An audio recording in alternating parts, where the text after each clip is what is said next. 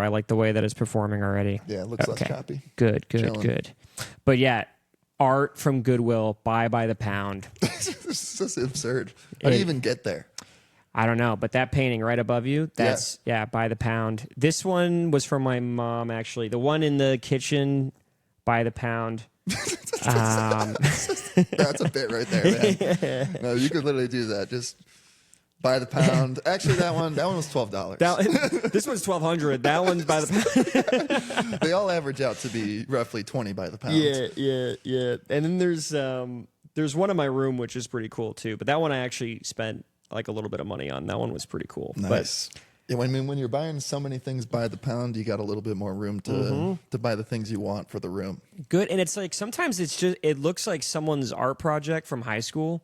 But you appreciate it more. But it's like, that's pretty good. Like I got one that it was, for a 14-year-old who was going for a D, that was pretty good. It's pretty solid. I got one that is clearly an art project over my toilet in my bathroom. You have like the date and the grade on the back. It's clearly an art project, yeah. And when I look at it, I'm always like, damn. It's not bad. They did good. I look at it when I pee. Find them on Instagram. I should. They're out there. Did you keep it up? He's like, no, I'm an accountant now. Quite literally. But yeah, I paint sometimes. But sometimes I paint. I'm going for a toilet aesthetic. When I was a kid, I did this painting in class, and it was right when I started smoking weed. It's really good. And it's pretty good. Yeah. And I took it to my parents, and they were like, this is incredible. Like, they were like, you don't understand how good. They were like, you might be gifted. They have it still in their house. Like, when you walk in, it's the first thing that you see. You got great parents, man. They love this shit out of you. They love it. And I'm like, I look at it, I'm like, they have no idea that I was high as shit when I made it. It's not even my best work. It's not even my best work. Mom, if only you knew. If I sat down and really committed to it. Are your parents like very anti-drugs, like very conservative? My mom they're both. So it's interesting you say that. They're actually incredibly liberal. They're the most California liberal people you've ever met in your life. But my mom is Brazilian. Okay. So that's another reason why she's liberal. But in a lot of ways, they're conservative. In like a lot of strange ways. Like parenting ways. Yes. Just the way that they conduct themselves is very conservative. Okay. They're not like they're super judgmental. Yes. Oh my God. Yeah. No, I get it. Oh shit. It runs in the family. Yeah. Yes. They don't do drugs and alcohol. They're very like you can do it controlled. They're very like family oriented kind of people, but also like free choice, free right. Like they're very still liberal, and it's strange. Yeah, I mean that's a pretty healthy mix, I'd say. It's a healthy mix. I think most folks, you need to have some of both sides in order to be like a well-rounded human being. And I think you can choose. Do you want to kill babies or do you want to be pro guns? Like you get to have one or the. You just can't be all one. Can't be all. Yeah. Kill babies or pro gun. Yeah. Or kill babies with a gun. Yeah, with 2 for 1. That's a buy it by the pound special. I'm going to shoot babies by the pound. No, we would never do that. Running it all the way back. Yeah. You were on Twitch. Yeah. You blew up immediately. Your Twitch was doing well. Yeah. So lots of gay men following you. Yeah. Okay. So background while the stream crashed. Essentially, I started streaming as a means to keep the stand-up muscle flexing. Okay. But because the pandemic started a month after I started doing comedy, which, and I lived in Seattle, so there was absolutely no going out or breaking the curfew or any of that. Oh, yeah, that was ground zero. Yeah, it was pretty much. Might as well have been. Mm-hmm. So I started streaming on Twitch and posting like what were my jokes at the time on TikTok, but I was so new into comedy that all of them were like dick jokes in a way, not like true all about dicks, but they're just dumb, silly puns and like random shit. Yeah. And so like the first couple of videos went like insanely well. So pretty much overnight I had like a few dozen thousand followers on one of the accounts. Yeah. And 90% of that was gay men. Gay men. And so with that, they are very aggressive, you know? So anytime I'd post a video that would just be like any random joke, I'd get like 100 comments that were just like, how big's your dick? Like fucking what color are your pubes? Like I have a theory that the most testosterone of men are probably gay. I would believe it. There's something about that. They're the most just savage. There's zero restraint. I don't know what it is. I think it's because their prey are also men. Like there's no They have consequences. to be extra like. Well, like with guys, I think all of us have a little bit of like ape in us, and we got to like turn it off because we know that women are women. They're beautiful, gentle, strong, individual. We got to meet them on that creatures. level a little bit. Exactly. You gotta like turn your crazy down for them. But if you're going after a guy, he's also ape. You're just like, let me see that hog. Like there is just no. Yeah. So that's what I was getting in my comments, and so trying to like lean into it a little bit, I would like anytime I got like a super weird question, I would just answer it. And so I started a series called Honest Answers to Uncomfortable Questions Nobody Should Be Asking. Nice. And then just started. That's an incredibly, what's the word? It was a good pivot. But it's a good pivot because it's honest, it's real, and it's still keeping views and things going. And I was still like, I was trying to like, while doing that, I wasn't being homophobic, but like I was like making fun of the gays while I was doing it. Yeah, and they just ate it up. Oh, so, they like, love it. Yeah. I went from being 90% of 30,000 followers are gay to 99% of 80,000 followers are gay. Oh shit, you got to 80. So it just like kept going. And then at a certain point, literally every time I post a video, every comment was like, making OnlyFans. I don't care what it is. Do you keep up with it still? No. So we'll get there essentially. Okay. But so started the OnlyFans, and I made a TikTok that was like, all right, I'm doing it, but this is just going to be a Snapchat story. Like there's nothing vulgar. It's not me. And if you guys want more like a daily vlog and you want to pay for it, that's fine. And I had like 5,000 OnlyFans subscribers the next day. So in 24 hours, What's the subscription cost? It was $5 a month or $12 for 3 months. Dude. So I made Hold on. a ridiculous amount of money overnight.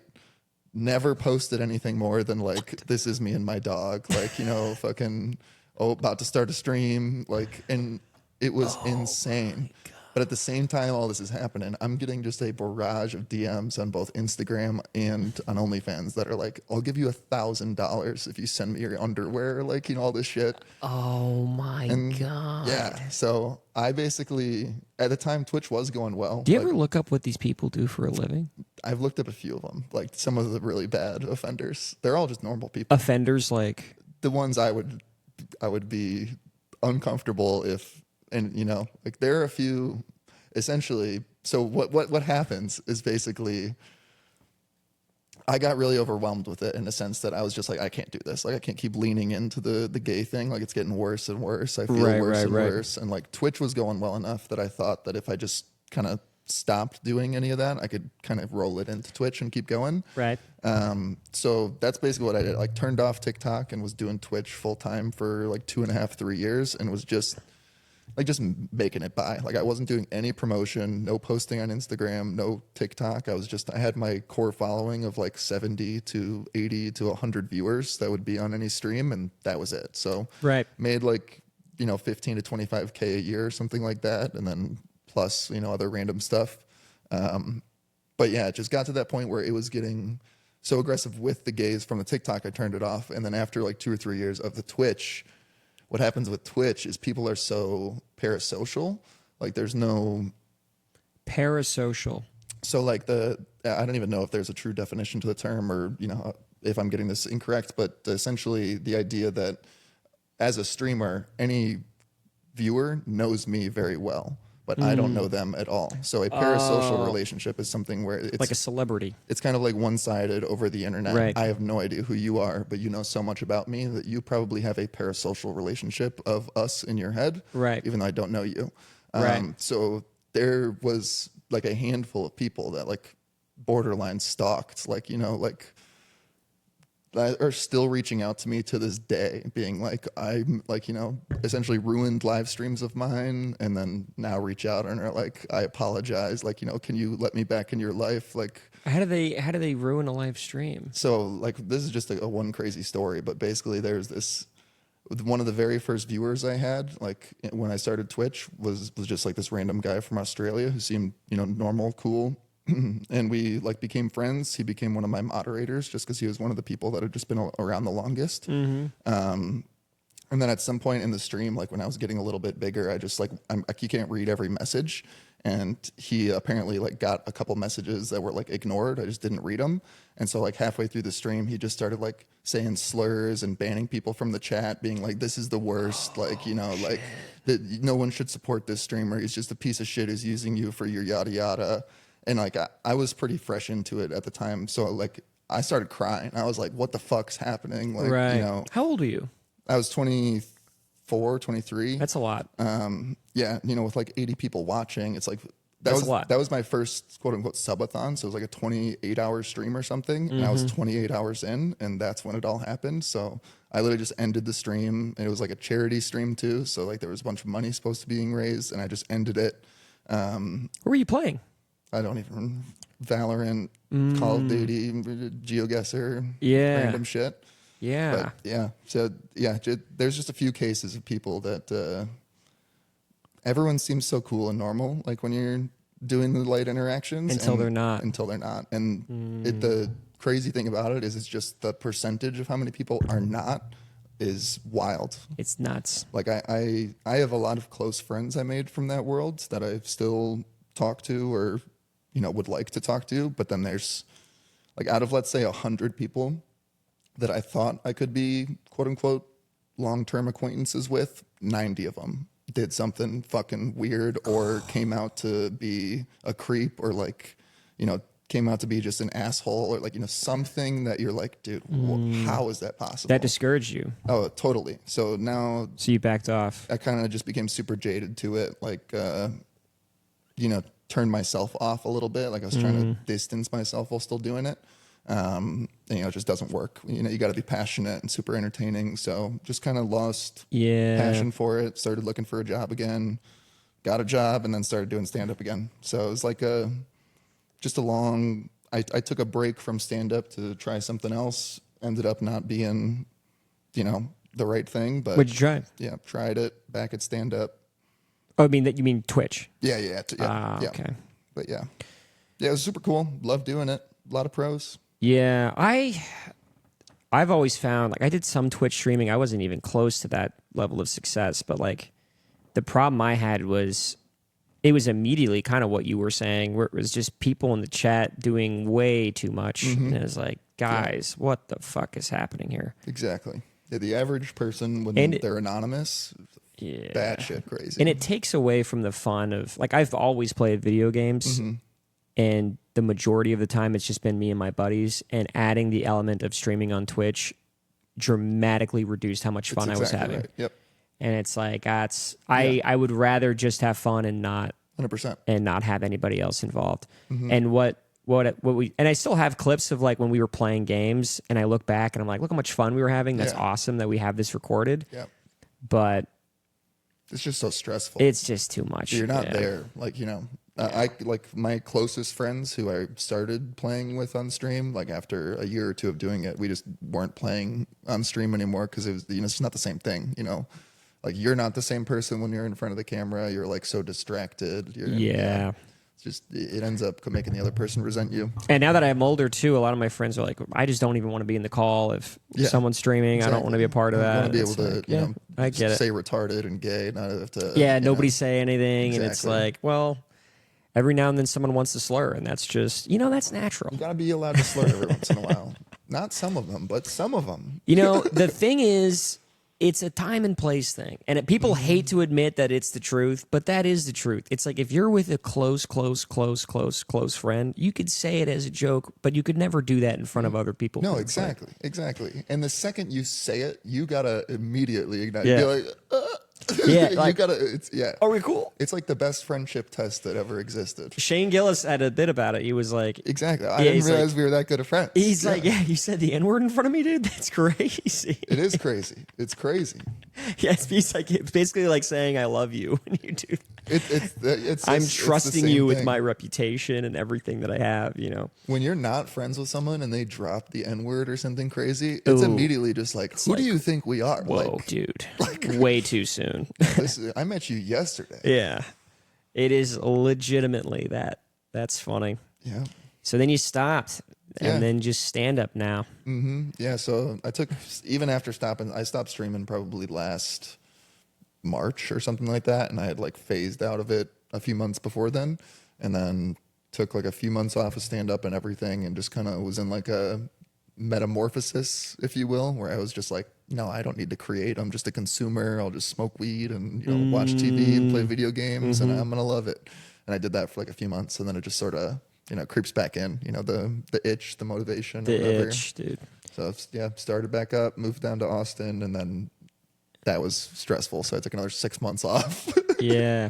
So where'd you? So you were Seattle. Yeah, Seattle. Are you originally from there? No, originally from Michigan. That's right. After college, moved to Seattle for a job, and then lived in Chicago for a year before moving here. Yeah. Damn, Seattle does sound kind of nice, though. It's the best place to live as far as like weather, what Yeah. you can do. Like it's such a cool place to live. I The visited people there to suck. go to the gorge. Beautiful. Like the drive Yeah. through, I was like, Doesn't get better. oh my God, this is beautiful. Yeah, you're literally in a ravine and you're watching the Grateful Dead or some shit. Dude, it's like it was- you're on the edge of the universe. It was fucking badass. Yeah. There was a moment where I cried at a sunset. I had to. No shame. I was like, this is just the most beautiful thing I've ever seen in my life. Truly. I felt like a Native American out there, just in A nature. little disrespectful. Is that disrespectful? That's their land. Oh my! The gorge that used to be there. I felt like a black guy. That's not disrespectful at all. Seattle, they'd love to have them. Yeah, I bet, dude. They They're got like, about can we get 6 of 'em more? there. We're trying to bump up our ratios. Yeah, straight up. That's It was funny. all gay. But when I was in the city, good food, cool city, I thought. But man, I had never seen people just do drugs out in the open like the that. people are insane in Seattle. It was wild. It might as well be a giant homeless city. Like Yeah. every underpass, every street corner, literally any park, there's orange needles, like they're pennies on the ground. I saw guys like on just bus stops, just doing it in front of. You don't even see that in Austin. No, it's because in Seattle they provide all the resources. You just need to provide the drugs. They got everything else on you. That is. You call a number and an ambulance pulls up with crates of needles, and they're just like, fucking go at it. I heard that in San Francisco, the Tenderloin. I know of it. Never been. That's what's going on there is that they gave him so much access, and that's the reason why. But the new mayor is really locking down on like access to Interesting. needles and stuff. He's kind of flipping the script. The Tenderloin is where I would put a needle. That sounds like a susceptible spot to drugs. Right. And they said that you can buy like heroin there for $2. That's how plentiful it is. It's just so cheap. Business is booming. So homeless from around the country are like, yo, you hear this place? And they're migrating like it's a hot spot. dude. It's like the mecca of heroin It's addicts. Burning Man for the homeless. They're showing up there in troves. Literally, they're like, which building are we lighting on fire? We came for the Holy Land. Oh my god. It's like the Crusades They are marching already across had the country. like the largest homeless population. Mm-hmm. Fuck it, just abandon the city, man. Give it to them. The question is, where is the heroin coming from? That's what I mean, it's like a 5-hour drive to Mexico, 6 hour. No, So are they actually, growing San Fran's poppies? probably pretty far Poppies north. fields are in Mexico? I would guess. That sounds like a place that would allow it / get it done. Hey Jamie, pull that up. Jamie, pull that up. I feel like South America's got the poppies on locky. That sounded. Does Mexico have poppy fields? I'm very curious about this. Whoa. No Latin country Oh, is okay, currently legally. Yeah, no, they got them. Where is American heroin grown? I'm gonna get flagged for Mexico, That's South hilarious. America. Yeah, see, That's so funny. Isn't that crazy? Like, is heroin grown there? No, it's illegal. Where is heroin grown? It's grown there. And all of those places. I would assume Southwest Asia, 'cause like that movie with Denzel. You know what I'm talking about? I'm sure there's so many movies with Denzel about drugs, though. Yeah, American Gangster, Yes. where he goes to Vietnam to get poppy access, and then he becomes like the number one Kingpin. kingpin, Comes Poppy God. poppy god. And then there's the whole thing about the U.S. going to Afghanistan just to seize the poppy fields there. Oh yeah. And that's why it coincides perfectly with The opium crisis. I believe it. I believe it. That is the oil that we were actually after. Yeah, I That believe sweet, it. sweet gold nectar. That's crazy, though. Yeah. I have to admit, I have done Vicodin, not heroin. That's pretty hard. I did Vicodin for a tooth. Vicodin is a true white man's heroin. Dude, it was amazing. Yeah. And I remember I would take like 2 or 3 at once because I was like, this is. Were you supposed to take 2? No. Oh my. They're supposed to take 1. The bad boy. But I mean, man, I had never had access. Like, I've never done a drug anything where I actually am like, I legitimately can't wait to do more of this. Get it, yeah. Smoking, never felt that way about smoking. Alcohol, never really felt that way. But that, holy fuck. Yeah. It's truly like... I'm grateful to have not the hardest drug I've ever tried is like hydrocodone for like a fucking surgery or something. Shit also goes hard. But I was taking like a minor dose, you know, and I wasn't bad boy 2-3 pilling it. I was just that also I was 14 goes hard. years old. I think that was like a cough syrup, right? It probably is in cough syrup. I remember feeling different from it. I was never high though. It was always just like, dude, that was so... There was a time when I was 15, 16 where I got to do some cough syrup, and I remember doing way too much, even though it said to do a little bit. Cough syrup or like lean? Like, what was that Lean shit? is that with soda, right? I honestly couldn't tell you. I think it is. I think. Jamie, pull that up. Jamie, pull that up. We got 2 white men in a room trying to know what lean is. Look that up. Dude, it's... Jamie, where can we acquire That is lean? the whitest thing I've ever done. What is lean, exactly? What is lean? Hey, Jamie, clip that up for us. I think it's... Yeah, so it's... Does this pull up on the screen for them? No, it doesn't. But it does say purple drink. The Wikipedia official purple drink is what it says. That's actually so funny. That's unreal. Yeah, mixture of codeine, cough syrup, soda, and hard candy. Yeah, so they just make it tastier. That's fucking hilarious. But that's... Yeah, so I was basically doing lean yeah. without the chasers and mixers. You became a real man. Yeah, you did it without any of the sweeteners. You drank Yeah. your coffee black. Dude, it was... It's so good. Yeah, dude, I remember doing that and being like, I can get behind this. This is cool. Yeah, yeah. I know they're good. I don't have to try them to know that they're good. Just you see family members. You're like, fuck, I want that. Yeah, I could do. Showing up to a Thanksgiving with their eyes rolled in the back of their head. You're like, fuck, this sounds pretty good right now. Do you want to go for a walk? What does that even mean? You drove here. Yeah. Oh shit. Yeah, dude. Lean. I never really did anything too hard. I did. Well, I take that back. I did crack once in high school on accident. You can't say it. I did it on accident. I didn't know what it was, and then someone was like, "Oh, that's crack," and we were like, "Oh." What was it? Was it like speed? Like, Well, I thought it was weed, and then and it was like laced in it or something. yeah, it was laced. But then another guy just had like a pipe with crack, and I was like, "Oh, You that's weren't not." suspicious of. You're like, no, it's dabs. I That shit's dabs. never knew. I never really understood what I was doing. You know what I mean? No, I get it. And That's pretty awesome, though. you think so? I mean, you did it without knowing. Did you know afterwards? Like, how soon afterwards did you find out? Probably about like 10 minutes afterwards. Just like after you came down, or like while you're still high on. I'm still high, and someone was like, that was crack, right? And you're immediately like, fuck, I'm on this for the rest of my life. Shit. I don't know how my mom's gonna feel about this. And then I've done acid and mushrooms, which I don't think are as bad. No, yeah, I love acid and mushrooms. Yeah, I like mushrooms. I've thought about getting some around here and just taking it by myself. I've never done it by myself. That's how I do it. Really? I microdose like a true. There's back where I'm from. There's this guy who don't know the legality or the healthiness of it, but he makes some incredible mushroom chocolate bars. So my dad ships them down allegedly. Yeah. So me and my brother just have like a stockpile of, and you just eat one tiny little chocolate, And you're good. it's the most delightful day ever. People sell those at music festivals and stuff. It's like free enjoyment. Like I don't understand. Yeah. It's bad because if it will make you stare at your phone for 2 hours, like if you don't have the consciousness to be like, fuck, I've been looking at my phone for a while, you can just like let time drip by. But if you have like a thing to do or like, recording a podcast, it'd be perfect. Yeah, I think I kind of want to do a lot and then just sit here and just kind of soak in my mind, Yeah, Mormon, yeah. Yeah. I don't even, how do you get your dick up there? Who knows? Yeah, Mormons have it figured out. But I've always done it with friends, and I'm like, but when I do it with friends, I kind of distance myself from them, and I start trying to isolate myself. Is usually how I act. I'm the same way.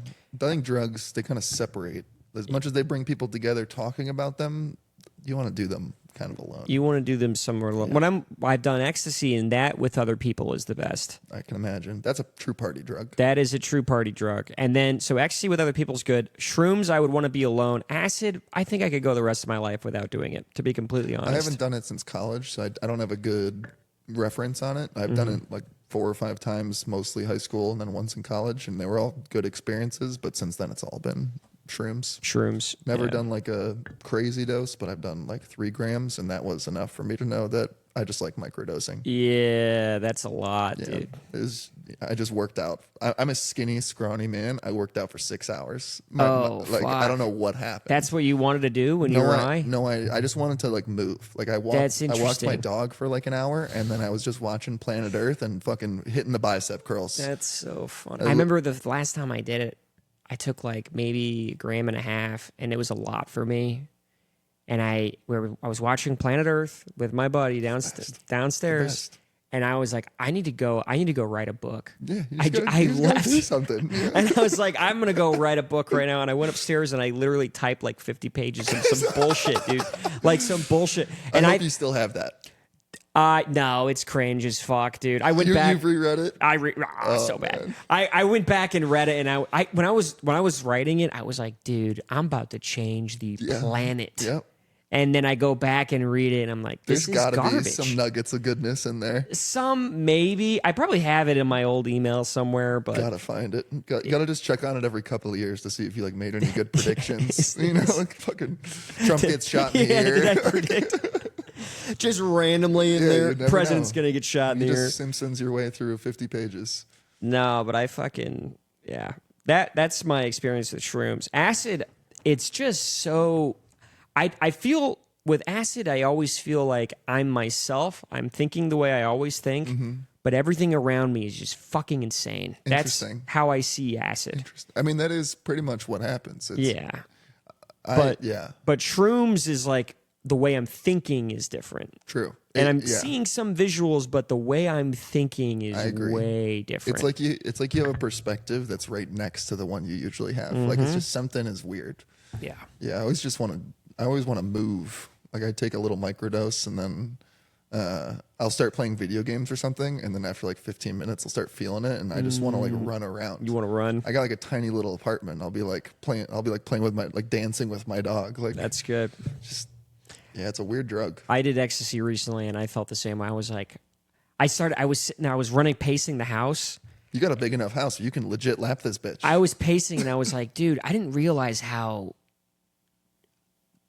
immobile of a person I am. Yeah. Like I don't move around that much. I'm very like I'm making the shortest movements that I possibly can. So you're just like one day just like I'm gonna be all over the place. And my buddy was like, yeah, dude, move. And I'm like, nah, just doing crazy shit. I want to see you do that on stage once. You're usually so like small on stage. I would love you went up there with just like I am, dude, that's my Babies. biggest pet peeve with how I act on stage is I'm very. It kind of suits you though. Like I think so.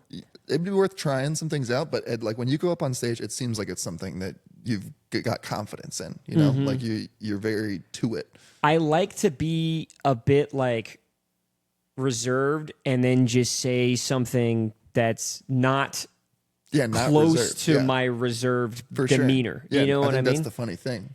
That's what's cool is the contrast of like he just said something outrageous, and then you give that like slight smile at the end, and then that's all you need. Yeah. Just you know, you're definitely on your way. Like you could make that thing your own for sure. Like when you go up there, no one else has the same like sort of stage cadence. Presence. Yeah. That's good.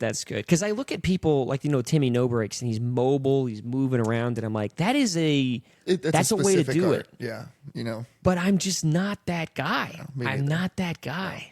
Yeah, that's like improv as much as it is. It is like almost acting more. Yeah, like he's a Renaissance man. He's a Renaissance man. Big fan of the guy. Yeah. He's definitely good. It fascinates me because his writing isn't even. No, that doesn't have to be like no disrespect to him. It doesn't have to be great jokes. Like it doesn't. No, but the thing about the writing is that it's not writing a joke that you could read on paper and go, "That's funny." Exactly. He's writing a "What if I did this?" and then did that, and then this would happen, and then Yeah. It's he's just writing a entertainment. situation. Literally just entertainment. Yes. There's no rules. Like, Yeah. even when he goes up to like the random Roscoe's open mic or whatever, he does like a fully committed 3-minute bit that's just brand new. That like, no one has any idea what's going on, but Yeah. he's so fully committed that like 2 minutes in, you're just dying laughing. Whereas my writing is more like, here's an idea. Exactly. And then people go, oh, that is an interesting idea. The problem with that writing style is it's so quick. People laugh. I think I am a good writer. But then once it's over, it's like, okay, now what? With him, it's a show. For sure. So it goes longer, you know? Oh, definitely. And that's the huge benefit that he has, is that he can develop like a longer show with that. Yeah. Whereas me, it's like, you just have to keep putting out more writing, and that's tough. I'm totally with you. Yeah. I'm in the same boat. I struggle elongating bits because I feel like usually the best part of the bit that I write is the thing I come up with like first, in a way. Like the premise and like the overall joke structure is usually you come upon punchlines or whatever, but like to take a 1-minute bit and turn it into a 3-minute bit, such a difficult thing to do. Whereas with a guy like that, who like his skill is the years he's done on stage just being comfortable. Like he's tried so many characters and random things just for one set that he really doesn't care. He's disconnected from it. Yes. Yeah, I completely agree. It's a whole other level to get to. For sure. Now that's like half the battle. Like there are some folks that are just so good on stage that don't have the writing. You can coast off that, and there are the vice versa. You need to like find your. And I almost feel like it doesn't even need to be that funny, as long as it's attention grabbing enough. Yeah, it's just be enjoyable. Like, it's like entertainment. Yes, and I think that's kind of where I want to bridge between like what I do on social media. Most of the story that I tell is not funny. Yeah, but it is entertaining. But it's entertainment. Very much, yeah. And I think that's what I want to get to on stage, is like telling a long story where people are focused, they're intent, they're like, what's going to happen next? What's going to happen next? And then there's an aspect of humor. If I can get to that point to elongate some of my bits, you are getting there for sure. That I think is the goal. I think that's kind of what you have to do, is you like train the muscle of how to write a punchline and how to take a setup and a premise to, a funny couple of words, and then you apply that to those stories that you already have. Yes. So, give it a year or two and you'll have a punchline every 2 sentences of all those stories. And I'm patient. I think the stage is the hardest part, though. Yeah. I think doing it in live time is like, oh, it's so difficult. You're just thinking about it so much. It's hard to really be in the moment. Even if you like have a thing you were planning on saying, there's so many times where you just do your muscle memory of like the way you used to do it. Yeah. You end up wasting the set, and then you got to wait another 3 days until you get on another mic. I did that the other day too. It's the worst. The exact other. I was like, I'm going to do it this way, and I'm going to add this little piece, and then I did it the old way, and then I'm like, I didn't add the piece that I wanted to add. Just go back. Like, I'm going to do that joke again right now. Yeah. But the thing I've also noticed about open mics is that you do them, you get a big laugh on some new stuff that you got and that you're confident about. And then you do it again, and what happens? We have limited access to open mics. Yep. The same people are there every time. They're 100%. like, I've seen your shit, dude. Yep. I've seen this joke. It's exactly that. I think open mics are both what you have to do and what you need to take with like a grain of salt. Because like if every time you don't get a laugh at a joke, you're just like, oh, it's a bad joke, nix it. You're going to throw out half of your good material. Yeah. There's so much that you just have to like rely on your own gut of if something is funny, Is even funny if or it not. bombs. Yeah. Yeah. Like there are definitely jokes I used to think were good that bombed, and I was like, fuck, these are good. And you still like it, and you're still like, I'm going to do it. Fuck it. I don't care. Exactly. But, there are others that you have to just know are undeniably good, and even if they don't get a laugh. That's funny. Yeah. I have this one that I do all the time. Okay, we're back. But I have this one bit I do all the time, and it's about a gay wedding. It's like I went to a gay wedding, and I was wondering how the bride and the groom were going to do the last dance, because they're both dudes. Yeah. And generally the bride dances with the dad, and the mom, and the groom dances with the mom. But if they're both dudes, how do they do that? Do they skip that? What's going to happen? And I was discussing it with someone at the wedding the whole time, and the best man walked by, and he's like, actually, the dads just didn't want to come, so it worked out. That's a great bit. That's a great fucking bit. And I do it, but like sometimes I'll do it, and half people are going, "Oh." No, you gotta That's a great bit, honestly. I didn't know where I've seen you do that bit, and I still didn't really know where you were going. Where that was you were going? Just, Yeah. No, that is. I love it because it was funny because I was at a regular wedding and I was I was at a regular wedding.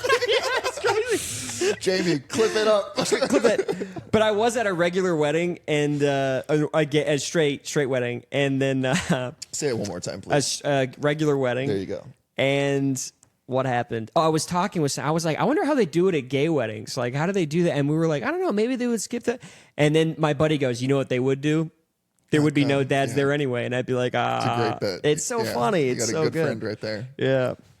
Yeah, that's a really good, because I think there are some jokes where almost like the way you do your Instagram, where if you were to have on those like Instagram long form rants, if you like try to punchline in the middle of it, it doesn't work. It doesn't work. You can't. It has to be something that you disregard entirely. Like you say something funny and just keep going without any acknowledgement. Yeah. So I think like that's one of those jokes where you almost don't want any pre-punchlines. You just want to keep stringing them on the story and be like, oh, he's talking about gay weddings. He's talking about gay weddings. They don't have any dads. This exactly. That's the comedy I love, is where it's like, it's not even like I tried to be funny. It's just if you follow the logic path enough, it's what would happen in a conversation. Yes, it just came to a position where it's like, that's just fucking ridiculous. Funny. Where we became, Very funny. That's what I love, is just the logic, and then you get to a place where it's like, wait, where the fuck are we? Yeah. How did we get here? You know? Totally with you. And then there's other people that do the opposite, which is they're just silly all the time. And that's like the Casey Rocket, the Timmy No Breaks. It's just so absurdly silly. Yeah. Eventually you break and you're like, that's so funny. It's a different type of act, Yeah. Certain comics for certain audience members. Like there's certainly a Venn diagram of people who like both styles, but it seems like it is, subjectively split. No person who likes Dimitri Martin is not going to like. You see that guy? That was so fucking funny. You like that? I like that a lot. So that guy, I'm pretty sure it was that night. He did the set at Creek, and it was while you. Yes. Yeah, so you left and signed up for the mothership, and I stayed there, and he did that set. Yeah. And everyone in the room was like, he like got some laughs and some good jokes, but everyone in his room was like, what the fuck's going on? I'm going to defend the Mitch Hedberg guy. No, yeah, I don't see a problem with it. Honestly believe he is legitimately like that. No, he is. I talked to him. Yes. So he got off stage, and then you left to go to the mothership, and I was walking out, and he walked out right next to me, and I was like, hey, man, like, I don't know what you hear, but like those are really good jokes. Keep doing those jokes. And yes. he was like, thanks, man. Like, yeah, dude, he's just like that. Literally. That's just who he is. I think he shot himself in the foot by like making a joke and being like, no, I don't know that I'm, pretending. He should have just been like he did part of it. I get it a lot. Yeah, exactly. Yeah. Should have leaned into it, even made a joke about it, he could even benefit from just a haircut. Straight up. That would really take different it far. jacket. Different jacket. Literally wear anything else. Anything. Any different color, like a polo and a haircut, he's good. He's a different guy. He went full, like it's a 99% impression. Yeah. But he seems like such a nice guy. His jokes are genuinely good. They're genuinely good. If Mitch Hedberg said half of his jokes, they would be. He did one. I've been telling everyone this one because I love this joke, and he did it, and it sounds like a Hedberg joke, but it's not. Mm-hmm. But the joke is, I was in a staircase. And on the staircase on the wall, it said, in case of fire, use stairs. And he goes, no, I'm going to use water. Yeah, that's a great joke. That's a great joke.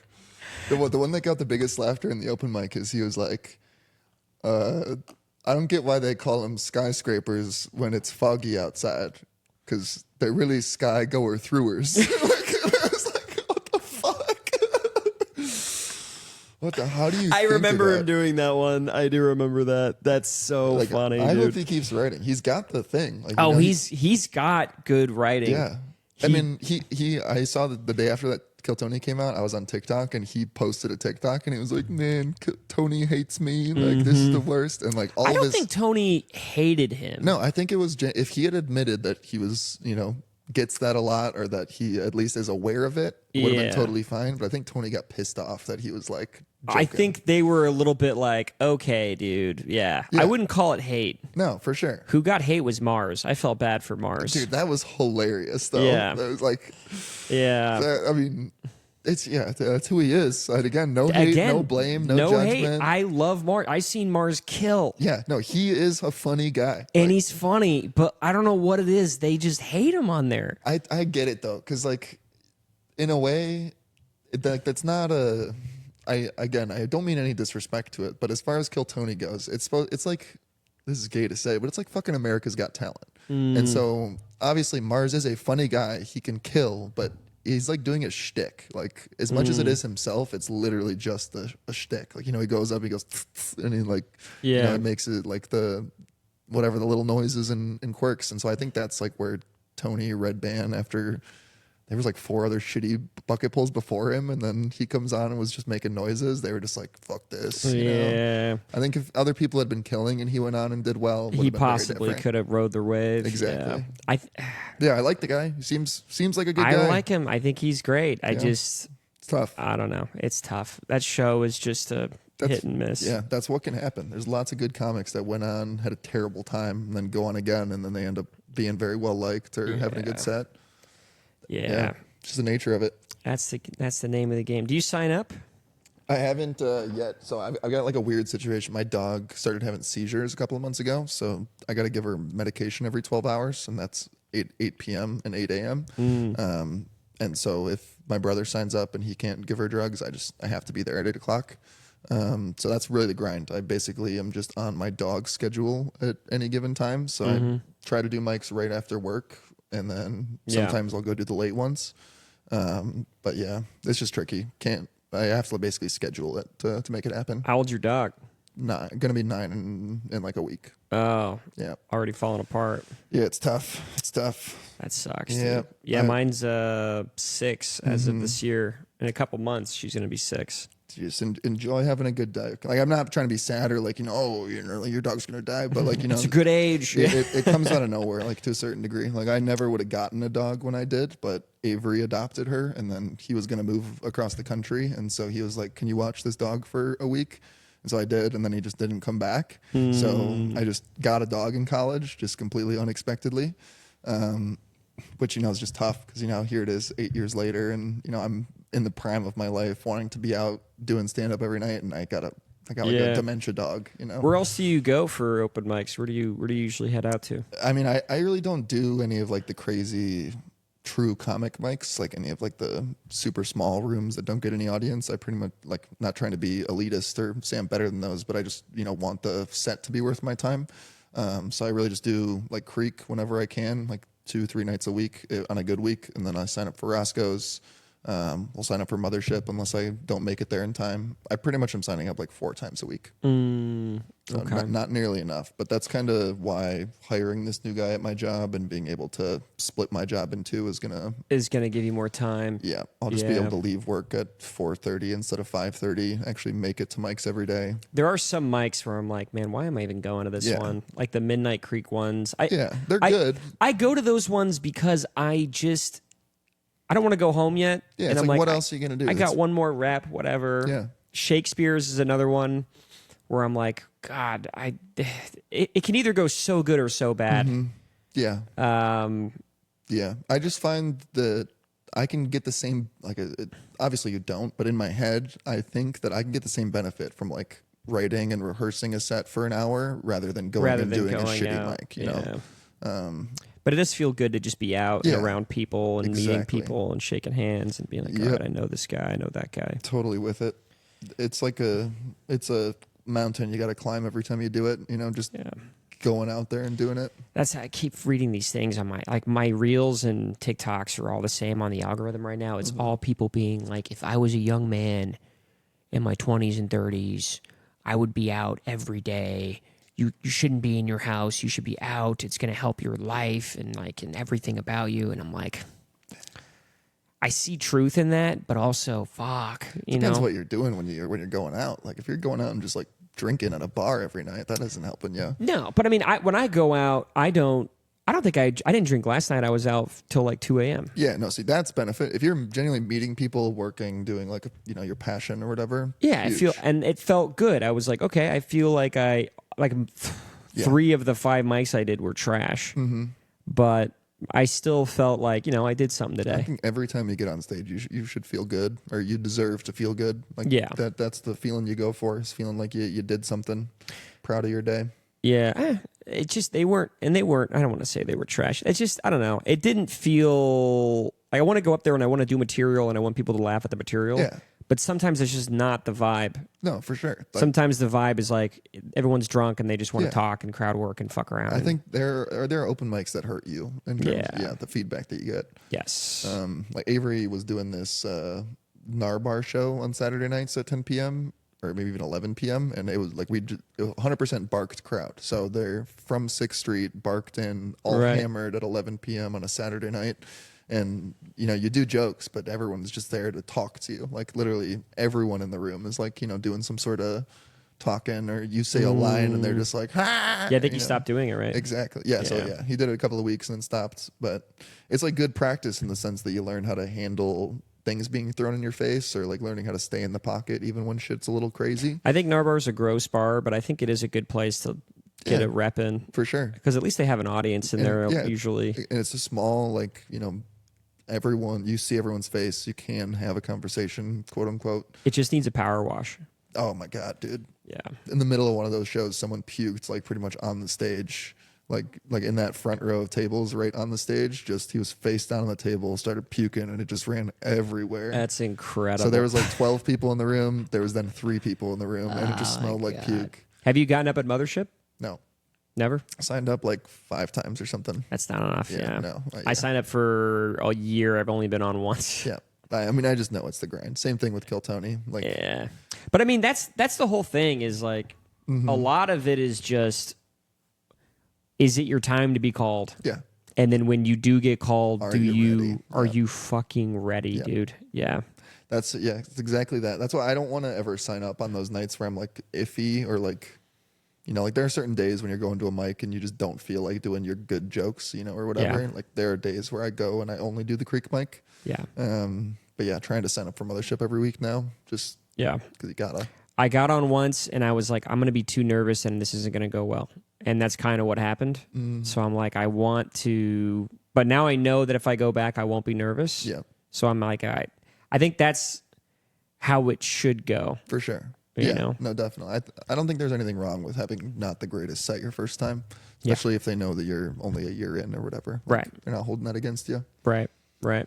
And they see so many shitty comics as much as they see so many good comics. I mean, I would say, would you say 90? Probably 90% of people in the scene are like, nothing's going to happen at all. Oh, yeah. No, 95. Maybe Yeah. 97. There was probably 2. Yeah. But I do see there's enough people that they may not be as committed, but they have good enough jokes where it's like, something might happen. It may not be, you're going to be Shane Gillis. Yeah. But no, you- they could make it. They could tour. They could tour. They could be even on a podcast host or something. Yeah, something. You run a game show, like Totally. something happens Yeah. to these people. Yeah, they have like that some X factor or whatever it Yeah. is. I'm with you. You know what I mean? This is the most, like, out of the few scenes I've been involved in, or mildly involved in, Chicago and Seattle. There's the most good comics here out of any of them. There's also the most bad comics. Yeah. Like it's truly just the most comics. There's so many more here than any other city that you just get. You get a lot of people that are awful, and then you get a lot of people that are very good and deserve respect, and it just makes it so much harder. Yeah. Yeah, it's tough. It's Yeah. tough. I hear people talk about other scenes because since I've only started here, I have no frame of Were you reference. born here? I was born in California, but Okay. I lived here till I was 12 years old. Got it. So you Since moved here? 12. Oh, since 12. Got Yeah, it. since 12. Got it. So I went to high school here, went to middle school here. Okay. So that's pretty much, you grew up here. Yeah, I grew up here. I grew up in Austin. I would consider myself an Austinite, but there's a tiny piece of me that is, I still hold like California. Like when you go up on stage, you're like, I'm a liberal. Yeah. I'm a liberal. there's like there's pieces of me where I'm like, I'm just not quite Texan. I get it. Yeah, You I know, get it.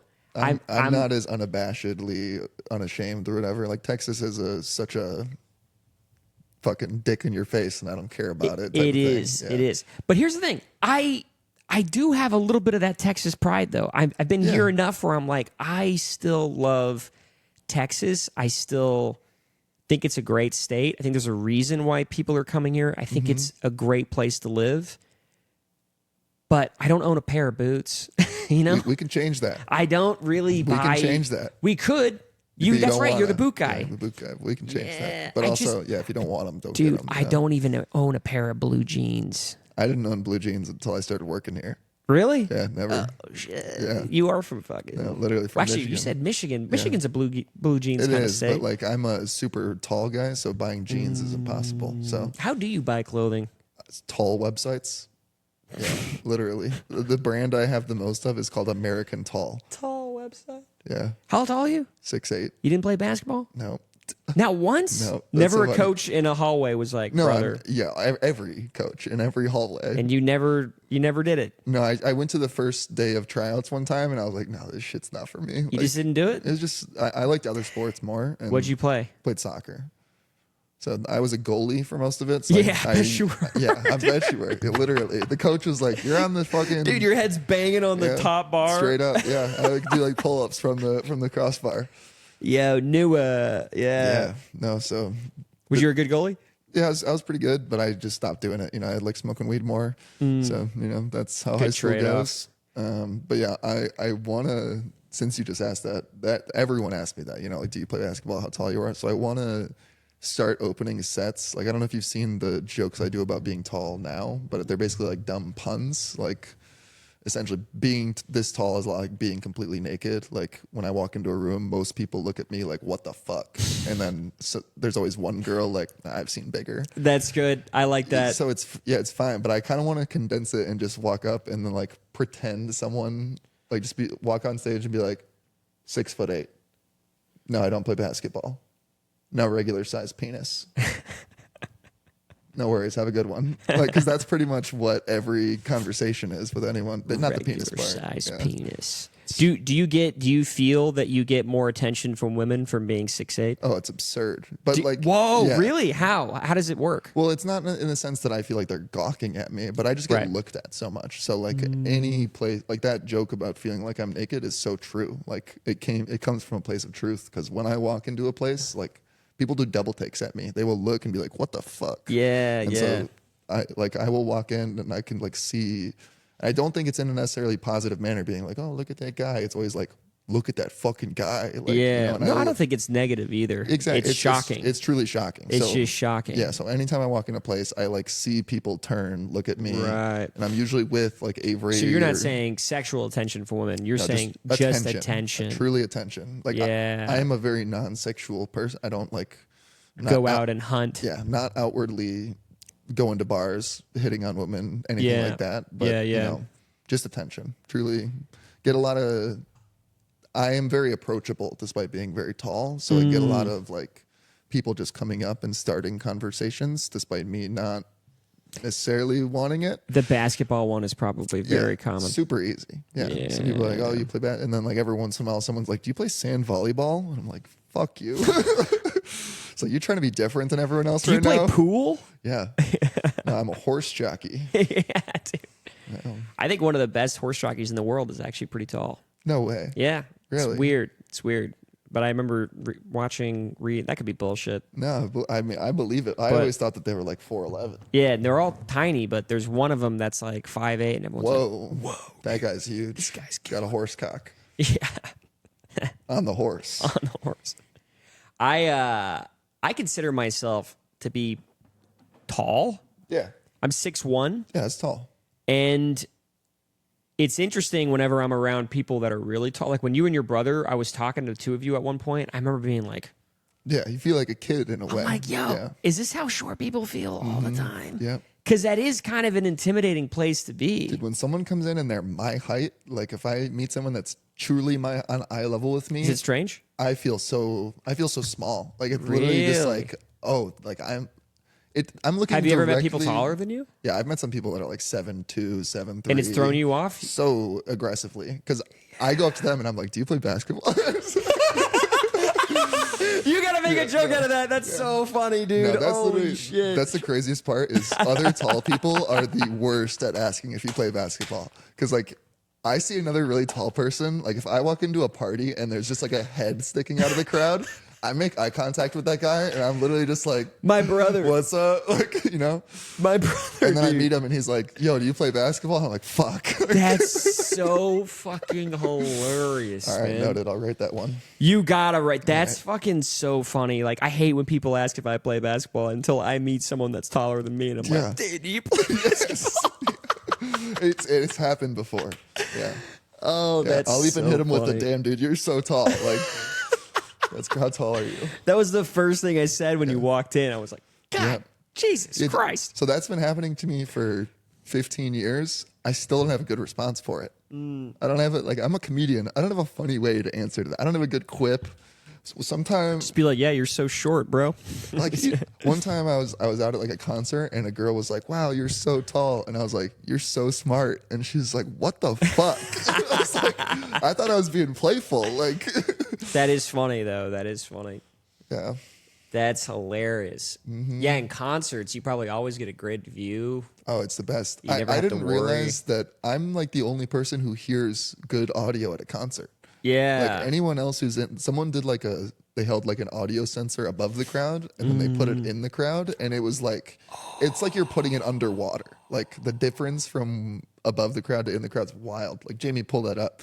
But That's actually yeah, so I'm also getting fresh air. interesting. Like I'm cool as a cucumber the whole concert. Wow. Yeah. You're like the tallest penguin in the huddle. Straight up, I'm cold. Yeah. I'm getting a breeze of fresh oxygen. Everyone else is like, That's everyone else is smelling sweat and BO, and you're just I'm so tall that I create a gap in the concert, in like the crowd behind me. Like if I turn around at a concert, I could be in the second row. There will be a 6 foot by 2 foot gap right behind What me. are other strange perks to being tall that you've done? Like tiny things.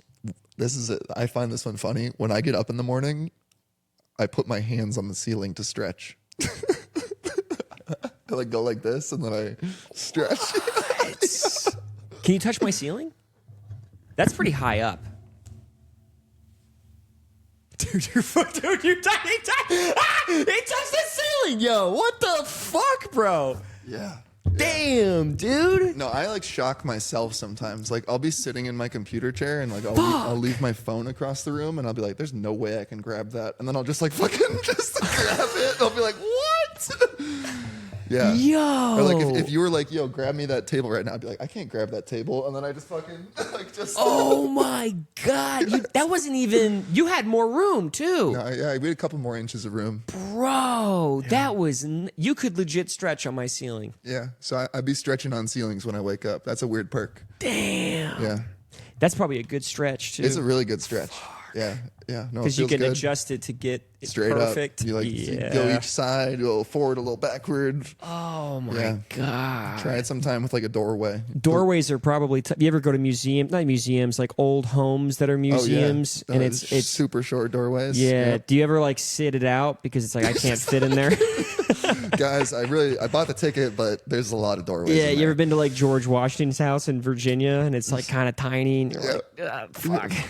No, straight up. Yeah, I've lived in places where the doorways are shorter than me, so Yeah. like I'm ducking everywhere. Yeah, I the go. Northeast would be a tough place for you. I think it's just anywhere. Like New York would be tough. one of the first jokes I ever wrote was essentially, I'm 6'8", and every standard doorway height is 6'7". So people always assume my spirit animal is a giraffe. It's actually a duck Oh, I don't get it. because I got a duck for everything. Oh my. So dumb. That was like the second joke I ever wrote. Hey, that went over my head. That was like one of the gay TikTok loveds. Like they ate that shit up. That's actually pretty funny though. It's just- actually just a duck. dumb. It whiffed, dude. I whiffed that. That's how it does on stage. It's just a dumb pun. you Yeah, know? So yeah. I just stopped doing it. That's. It's a tweet more than a joke. It's actually a duck. Yeah, there's a lot of weird. I thought you were throwing a cig for a second. I was like, what? No, I was doing a dab. We just met today. Does that look like a Just out of the corner of my eye from this monitor, it looked like you just went. just a full heil? Oh no. Yeah, we're good. What We're good. else? What's another? This is fun. The ceiling one was good. There's got to be other ones. So I mean, most like sure, there's perks, but a lot of the things that I think of when I think about being tall, like consequences, they're kind of downsides. Obviously, it's a blessing to be this tall, but like if I don't pay for an exit row seat on a plane, my legs do not fit in the A distance. plane is tough. Yeah, like the distance between seats is shorter than the distance from my knee to my hip. You should be able to sue or something. That's I firmly ridiculous. believe that I should be able to get free exit row or Delta Comfort or whatever the fuck. Because fat people, you can make the argument they can control No, it, but it you straight up. it's Exactly. like this is just who I am. Yeah. So I'm a cheap bastard though. Like I've been poor the past few years. I'm just now doing better now. But so anytime I fly, I'm like, if I'll be uncomfortable for a couple hours, and Right. every time I sit down, the people next to me are just like, "Oh my God, like why are you here?" Like the way that I sit is like I have to stand down into my seat. So like I will get my one leg in, I will put my knee in between the two seats, and then I will like get on an angle and get my hip, and then I'm sitting like this for like 3 hours. Just Dude, like international must be tough. I just gotta pay for the extra. You have to? Yeah, you have to. Even on like a 2-hour flight to Denver, I end up spending like 40 minutes just hanging out with the That's stewardesses. dumb. They should fucking. I'm trying to start once I get famous, I'll start a petition. They need to Yeah. do that's real bullshit. That's Straight up. actually really shitty. Give me a parking spot while you're at it. Yeah. Well, you feel that way in your car? Yeah, no, I mean, I just give me a handicap everything while we're at it. But yeah, I do feel that in my car. You can't adjust it all the way back. Even at its furthest back, my knee is into where the key is. Oh, So I turn my car off at stoplights because my knee hits the fucking ignition switch. Okay, switch it. Best things about being tall. Obviously, the concert breeze is Yeah, nice. concert breeze is huge. I mean, just in general, like the attention is a good thing. It's bad. Attention is a good thing. It's bad for if you have anxiety or you're insecure, which even if you have as a tall person, you just learn to get over it. Otherwise, your 'cause life's gonna suck. I mean, ass. every day you're on stage, Straight up. just walking through a crowd. People are like, Yep. Yeah. So I think it's a good thing in that sense where I used to be a super insecure, like middle school, high schooler. And then you just get so used to, you get confident because Yeah. people are always looking at you. Exactly. So you always are like, I always Yes. walk like my chest as tall as I can just because I assume someone's always looking at me. this is so fascinating. The psychology around height, because if you look at short people, they have an opposite. Yeah. A lot of them, Yeah. so either they're insecure or they focus a lot on being muscular to get attention, compensate, yeah. to get attention that way. For sure. You know, and it's the inverse with you. Like you probably don't worry about being ripped. No, I mean, I still would love to be jacked. That'd be great. But no, you don't I worry enough about to it. like, I'm going to go out and do it. You would love to be jacked. Yeah, no, it doesn't. That's it. That's a very good way to put it. I literally have a full gym essentially in my apartment. Right. I have the resources, the means, the motivation. I do enough working out to look like this. Yes. I don't do any more. Yes. And I do not look muscular. Yes. That's exactly like I'm literally Right. I do not need more eyes on me. I feel like I am somewhere in the middle. Like I feel like 6'1" is pretty much average male. That's still, yeah. I would say you're like the first echelon of tall. The first beginning of tall. So I've never felt the need to like work out or do. And I was talking to someone and he was like, I always have felt, but he was a shorter guy. And I was like, I just never really cared. I think there's something to that for sure. Yeah. I think it's as much about like your personal view of yourself as like you want to put on a third person view of yourself. I knew a guy who was 5'4", and this dude was the best salesman at my company for years. He's the best at everything. He's really good at everything. And I think the psychology is Just made up for it. I have to make up for the fact that I'm not tall. Napoleon complex, It's dude. a Napoleon Yeah. complex. Short guys, they know that they have a problem, and they're like, I need every other aspect needs to be dialed up. It's like going blind, and all your other senses go higher. That's a good bit right there. That's actually really good. Is that good? All right, but it's a lot like that. It's like you need to heighten all the other aspects of your life because you lost something. No, you know? I think there's truth to that.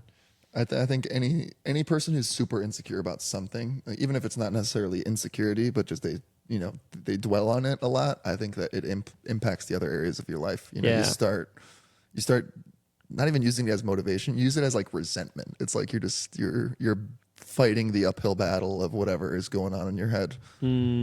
Exactly, which is I'm not tall enough. I'm not good Yeah, enough. exactly. Yeah. Blessed to not have that.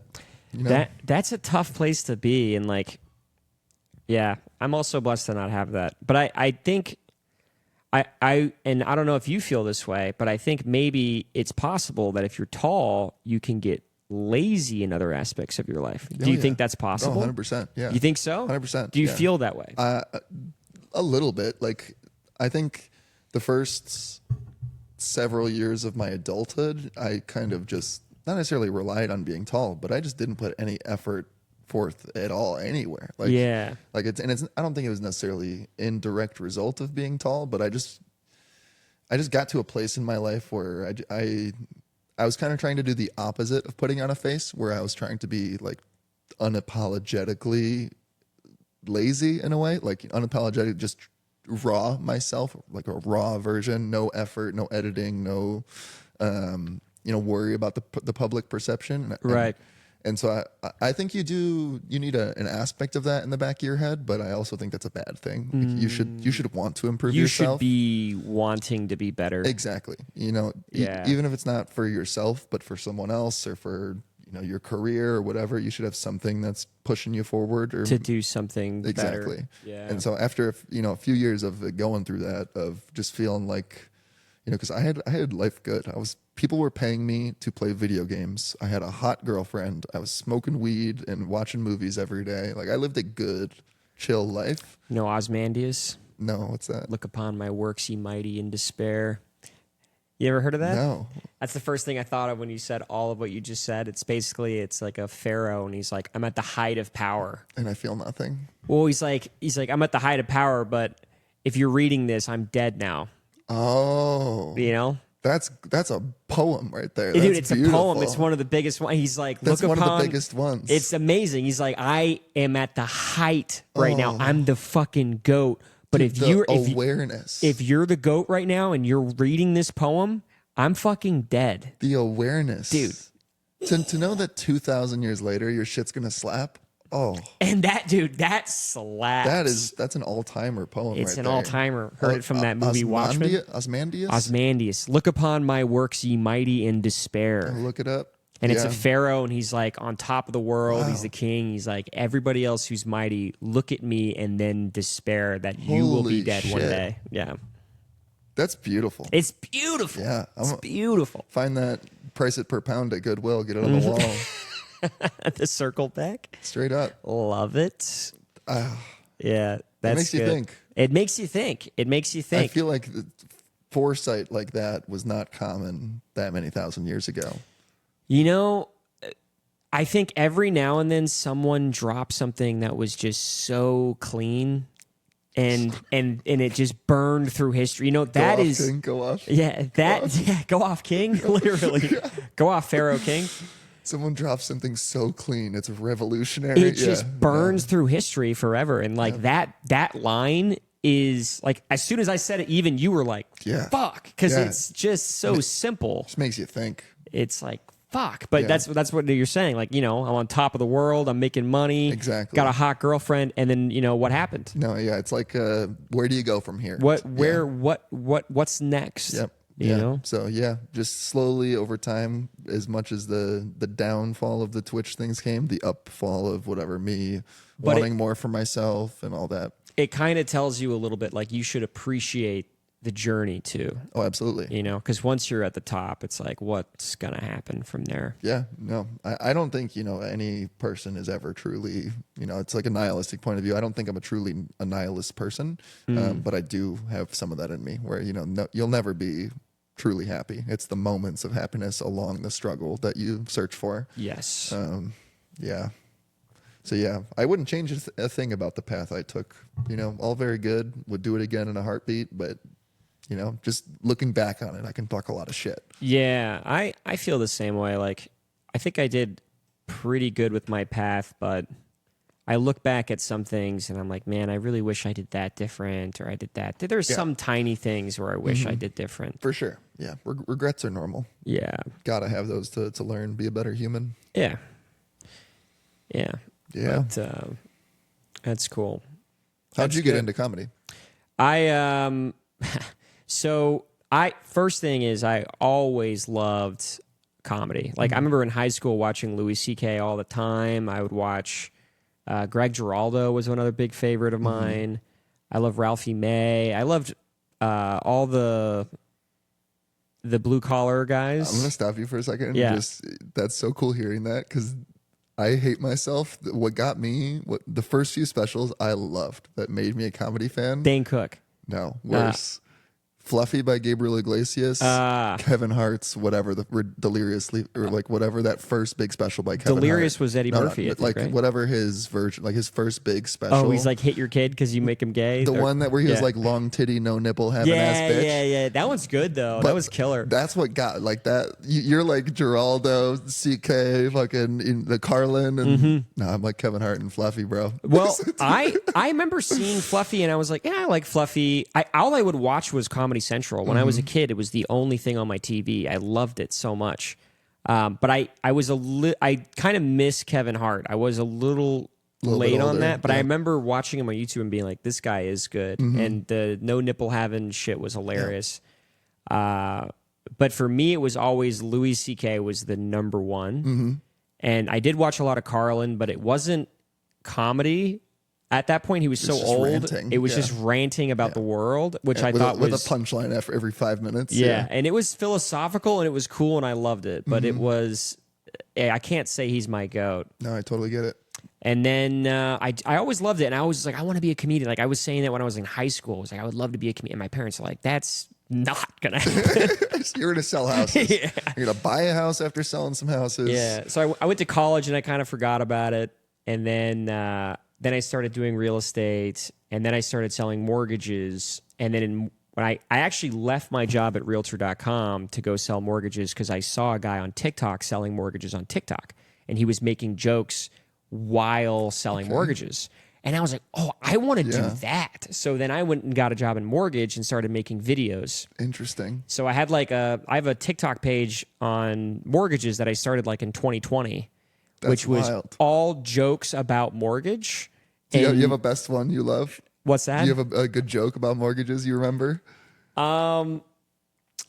They're all like TikTok jokes, so I can't Okay. like explain. It's not like a stand-up joke where No, I you can get- tell it. Yeah, they're like memes that you recreated. They're like yeah. memes. And the one that really blew up, it got like 10 million views. Holy shit. Was I was laying on my couch and I just filmed myself with that song going in the background that's like bow bow bow bow bow boom bow That's bow. really, really You know good. that song? Yes. And then the headline was talking to a borrower that says, yeah, I can get a gift from my parents for $125,000, no problem. Meanwhile, my family sets $20 Christmas gift limits. Yeah. And it just was so relatable that everybody Really was is. like, oh shit. That's how it's done right there. Yeah. And How you then sell mortgages. yeah, I did that for like 4 years, and then that's when I was like, I want to actually just lose the mortgage side and just do comedy, and then that's how I started doing Did you it. start doing stand, or did you start like posting on Instagram before you did, like on stage, or did you just start open micing it? My first open mic was a year ago. That was my first time on stage, but the reason I'm better at social media is because I had been doing that for like 5-6 years now. Sure. So I knew what worked. And I was like, I know how to make something work in social media. So I'm really good at that, but the stage side, I'm not really that good at yet. You're going to be just fine. Yeah, Okay. that's the Thank you. bigger. I know that's the more important thing is the social media. As fucking retarded as that is, that you got to Yeah. be better at that than the stage. You're going to be just fine. Yeah, That's good to I hear. have full faith in you, brother. You know, I'm not trying to suck your balls off while I'm sitting on a couch next to you. oh yeah, no, you're going to be just fine. But that's You meet someone in the scene and you're like, fucking fuck that guy. You know, it's like it's exactly like that. That's funny. But that's how I got started, was just doing shit online. But the comedy, like on stage, is a different element. It's just a whole different world. Yeah, But it's cool. I Yeah. like it.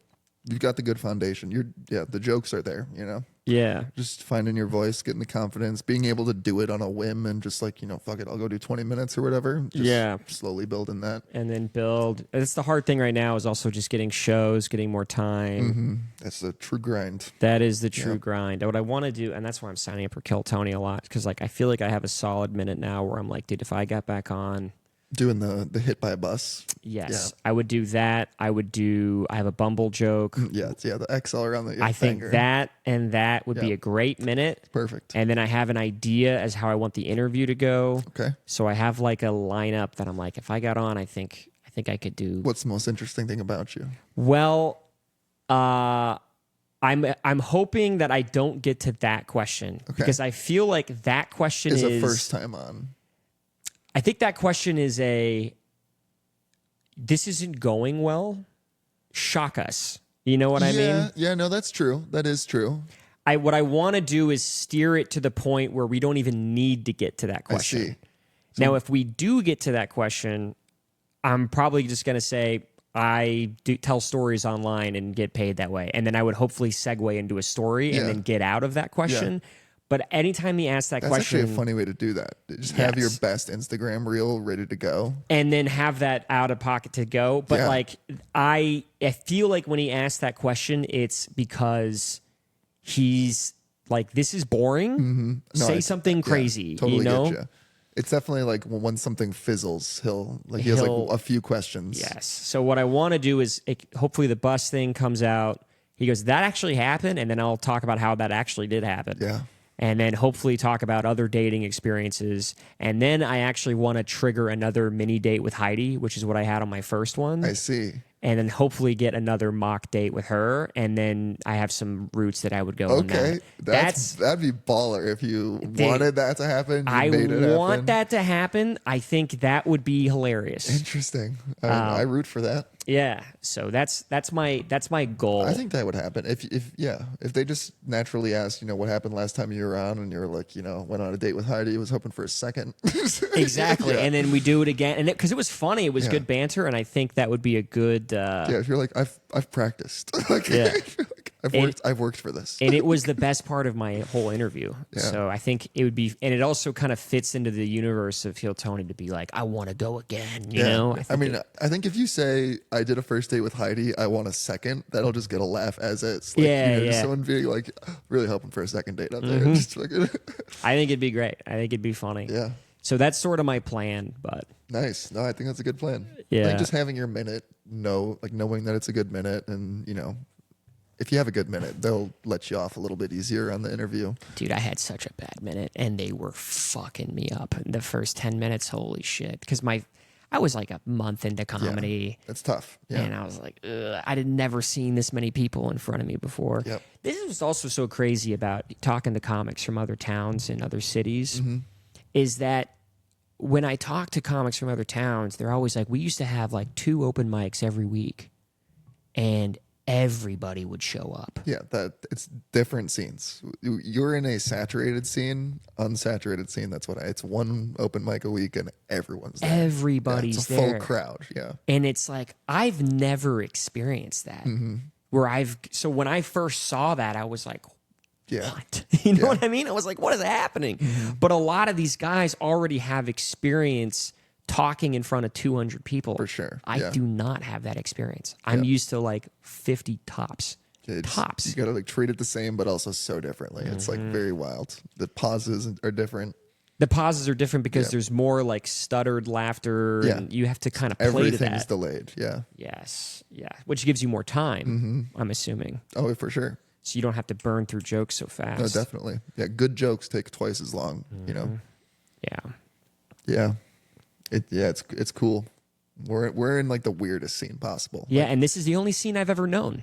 So I don't know if that's good or bad to be raised in this. I don't think it's a problem by any means. Like, I don't think it's bad. I think it just is what it is. Like, there's pros and cons to every scene. Not that I have super experience with, New York or LA, but they're just different. Like, here it's up to you. Like, if you put in the effort, you can make it. If you do not put in the effort, you will not make it. Yeah. You'll never get lucky. Like, unless you get pulled on Kill Tony and you kill, like, that's the only way. A lot of the other scenes, you can start up a show, and there's so few other locally produced shows that if you start up a new one on a random weeknight, you'll get crowd members just because no one has anything to do. Right. But here, a random new show on a Tuesday night, there's 15 or 20 other shows that are better than that people already know about. That people are going to go to. Yeah, so there's none of that. Yeah. Like, when I started in Chicago, the first like 10 shows I did were produced by Avery and I, or like me and our friends, and they'd have like 30, 40 crowd members, and it's like a full showcase level show. And these were like my first 10 mics. So I started, and that I was just like, oh my God, like comedy's the best. You know, every night there's a full crowd, everyone's laughing at your jokes. And then we stopped doing that show, and you start doing open mics, and it's just fucking awful. So yeah, other cities you can just kind of make it work by starting your own thing. You cannot do that here. Can't do that. You have to do it by the gauntlet, by the grind. Know somebody to get an in somewhere. Yeah, that's the other thing is the networking here is just out of control. It feels like that's the bigger piece to anything is You just got to be liked. You got to be a dick. You know, you got to be willing to push other people off. You got to shove people out of the way to get where you want to be. Yeah. But, you know, there's no harm in doing it. You know, like if I get bumped by Timmy, I'm not angry at him. I'm like, yeah, you deserve to get that spot. You've earned it. Yeah. Yeah. But I'm ashamed to say that I do get peeved sometimes. Yeah, I mean, there's a little like, oh, I'm going to be here another 15 minutes or whatever. It's like, come on, man. Like, I've been here fucking forever. Like, that happened the other day, and it's just... And then when that happens, it kind of ruins your set. Yeah, because now you're like, I'm just in a mood. bad mood now, you know? Yep. I agree. Yeah, that's no fun. Yeah, I didn't like when, I can't remember who it was, that guy at one of those Creek open mics a few weeks ago, he like went up and then just like burned time. I was just like, you know, like, sure, you made two people laugh, but like you literally just wasted everyone's time. Yeah, it's like, just go up there, do what you want to do, and then get off, you know? Yep. Not worth an inside joke. Yeah. And that's the other downside of some of those mics is, again, you're doing it in front of the same people, and it's like, do I even try to do this joke again? Like, or should I just fuck around? And then it just turns into you fucking around, which isn't really getting you anywhere. And it's like, well, this isn't worth the time. Again. Yeah. It's a gauntlet, man. It's very tough to do. Takes a lot. You just got to be so self-confident, you know, which is I feel like most comics are not. You have to inherently be kind of self-deprecating and like not insecure, but you know, you have to be very hyper aware of yourself to be a good comedian. Yeah. And that does not go hand in hand with the demographic of people that are in this. Exactly. No. Yeah.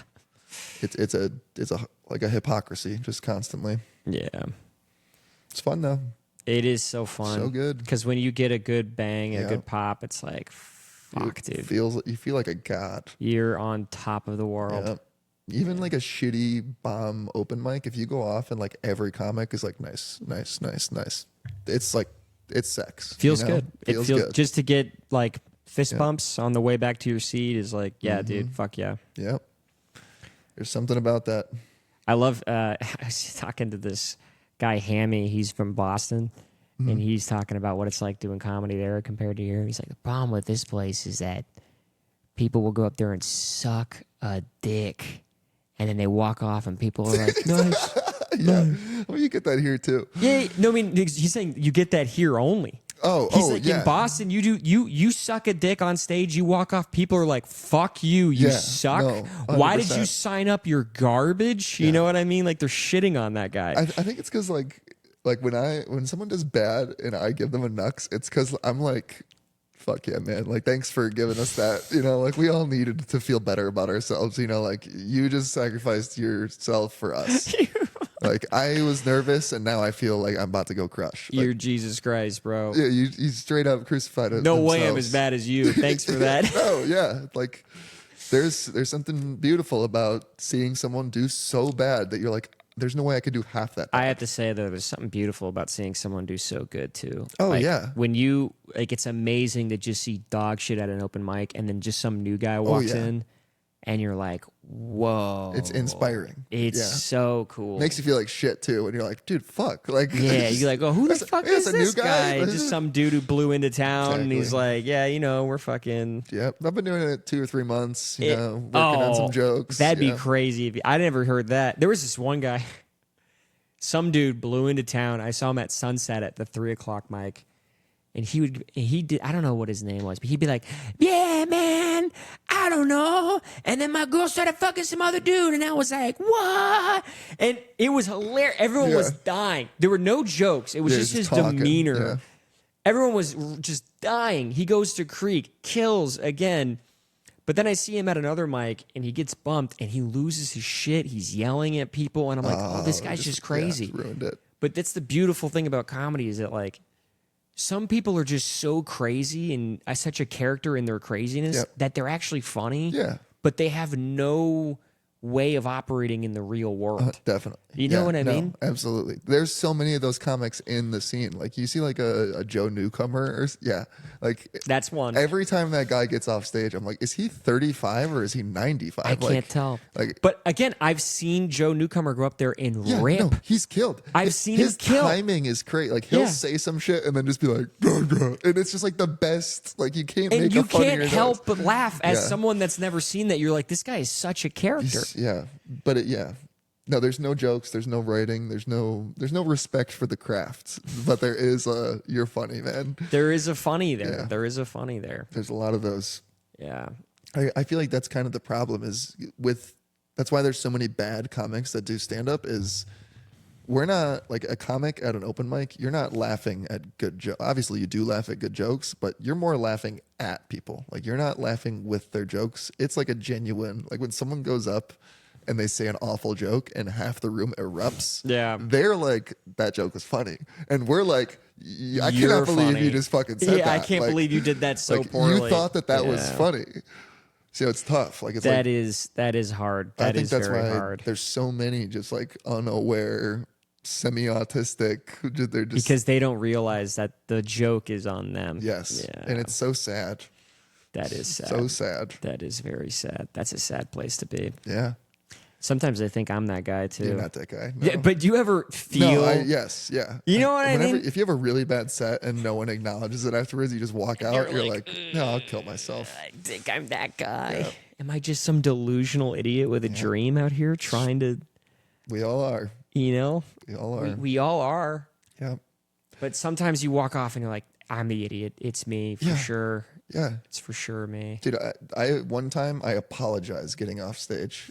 I killed for 4 minutes off of like a bucket pull. It was like you have a bucket, you pull topics out. Yeah. I killed for 4 minutes, and then on the last thing I pulled out, I just couldn't think of anything, and I was just like, and I just said something that I knew wasn't funny, and I didn't have anything else. Like literally, the further I committed to trying to make it funny, the less and less funny it got. Oh, no, And you're in a hole. so I was literally in a hole and I was just staring at it and I was like, fuck, I'm sorry. And just got off the stage. So it was literally one of my best early sets I've ever had. And it's like my worst comedy memory of just like That's one funny. instant went from killing to the worst set I've ever had. It's funny. That's the other thing about comedy I've learned too is it's interesting what is funny. Yeah, it's never what you think. It's never what you think. Mm-hmm. Sometimes you like, this is the funny part, and people laugh at a different part, and it's Yeah. like, oh, that was the funny part? It's like your face afterwards. Yeah. Like, Yeah, this guy, you know, Clemente Villegas? Yeah. Mm-hmm. He did this joke the other day. He was like, karate is a lot like sex. It's basically you just trying not to sweat in someone else's mouth. And it killed. Everybody was laughing immediately. it's just fucking funny. Like, It's just so funny. And he was like, "That was the joke." Like you tell on his face on stage, like I didn't think that one was yeah. good at all. It's just like, how do you think of that? Yeah. But it was so good. But it's funny that sometimes the one that you have no hope for, is the one that ends up ripping. Yeah, I that's why that's like my worst aspect of stand up is knowing which of my jokes are the funniest. Like even if one always gets a bigger laugh than the other, like I still just have such a hard time like disconnecting myself from the joke and being like that is inherently funny. That's just dumb and people are laughing at it. So that's like the tricky thing is like taking the shitty feedback and trying to Right. formulate it into what are my good jokes and what are the ones that people are just laughing at. Yeah. It's like a constant battle. That's funny. I have to pee so bad. Do your I'll be thing. right back. Am I filling time here? Yeah, fill time. Oh my God. Filling time? Oh my God. I really got. What's up, folks? Folks and peeps. It's been a long. I also mildly have to pee, so this is going to be a filling time for me and then a filling time for he. It's been a blast so far, though. Really enjoying myself. I don't even know how long we've been going. An hour and 30 minutes. My God, we're flying. But yeah, I hope y'all are enjoying this.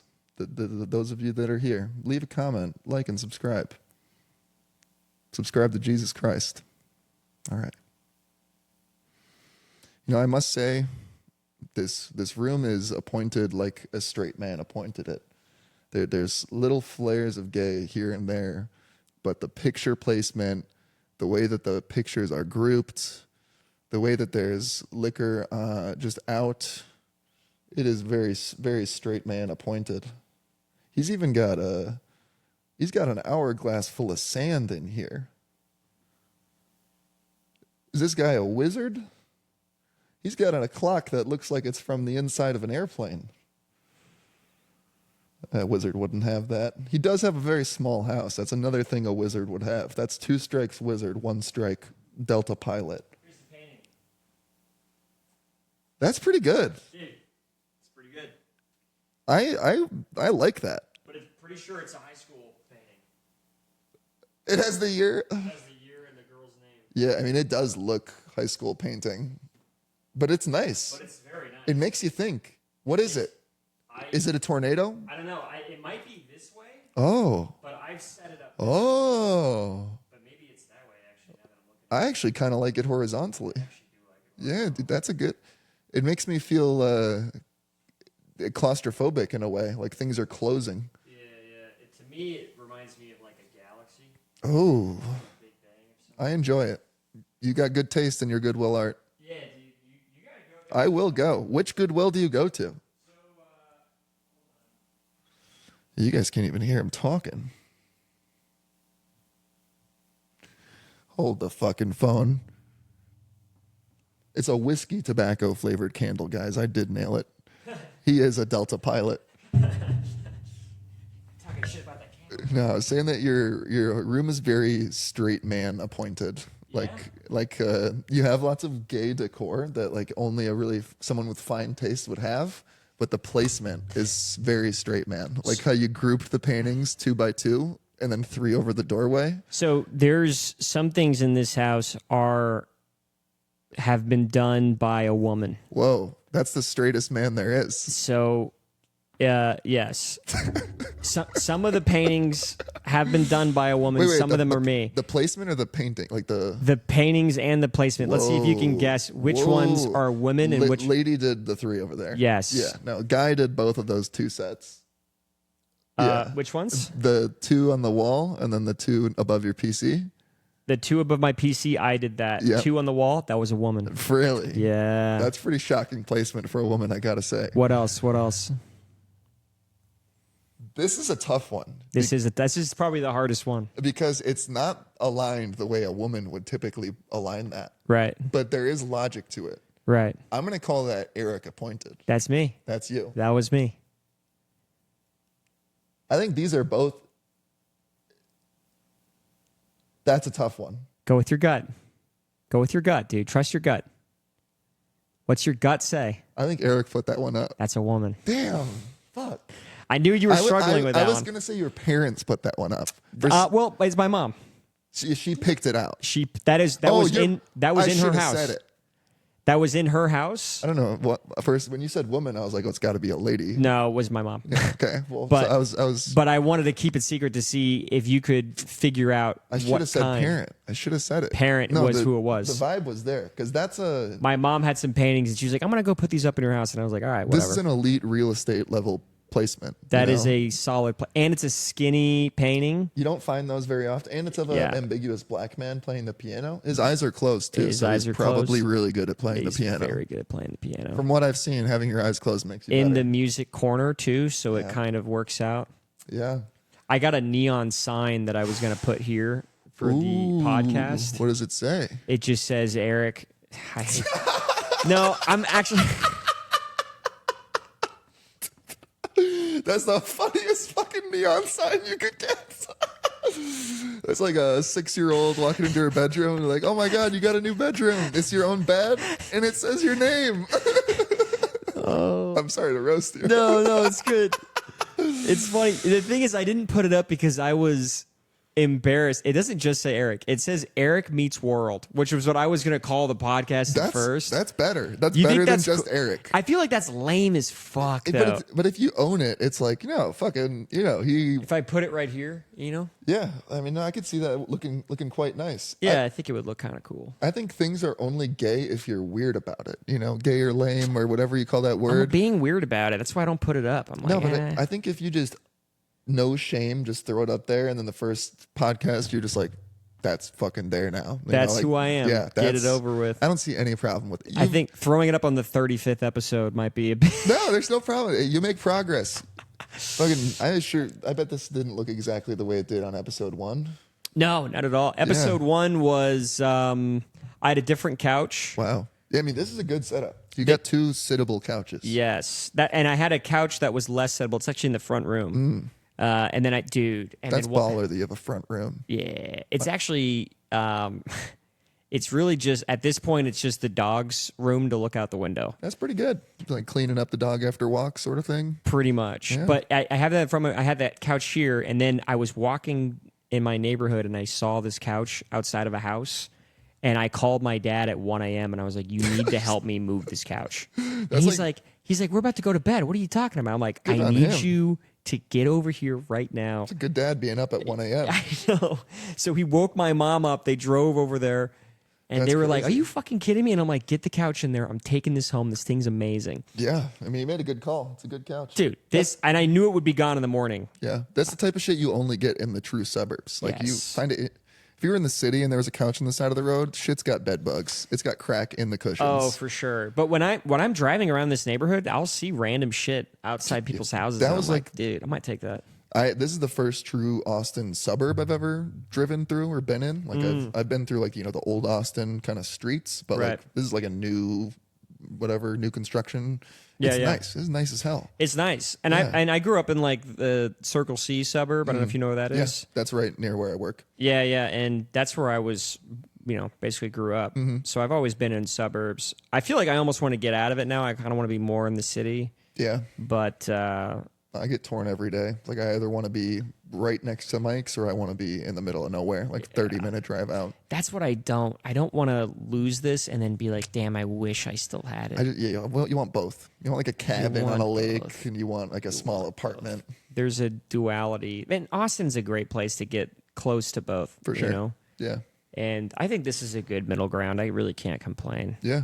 No, I mean, I would dream for a setup like this. You're like, what, 20-minute drive to Mike's? Yeah. It's when I leave probably like at 5:10 and then I get there at like 5:30, something like that. And then I'm just kind of down there hanging out most of the night.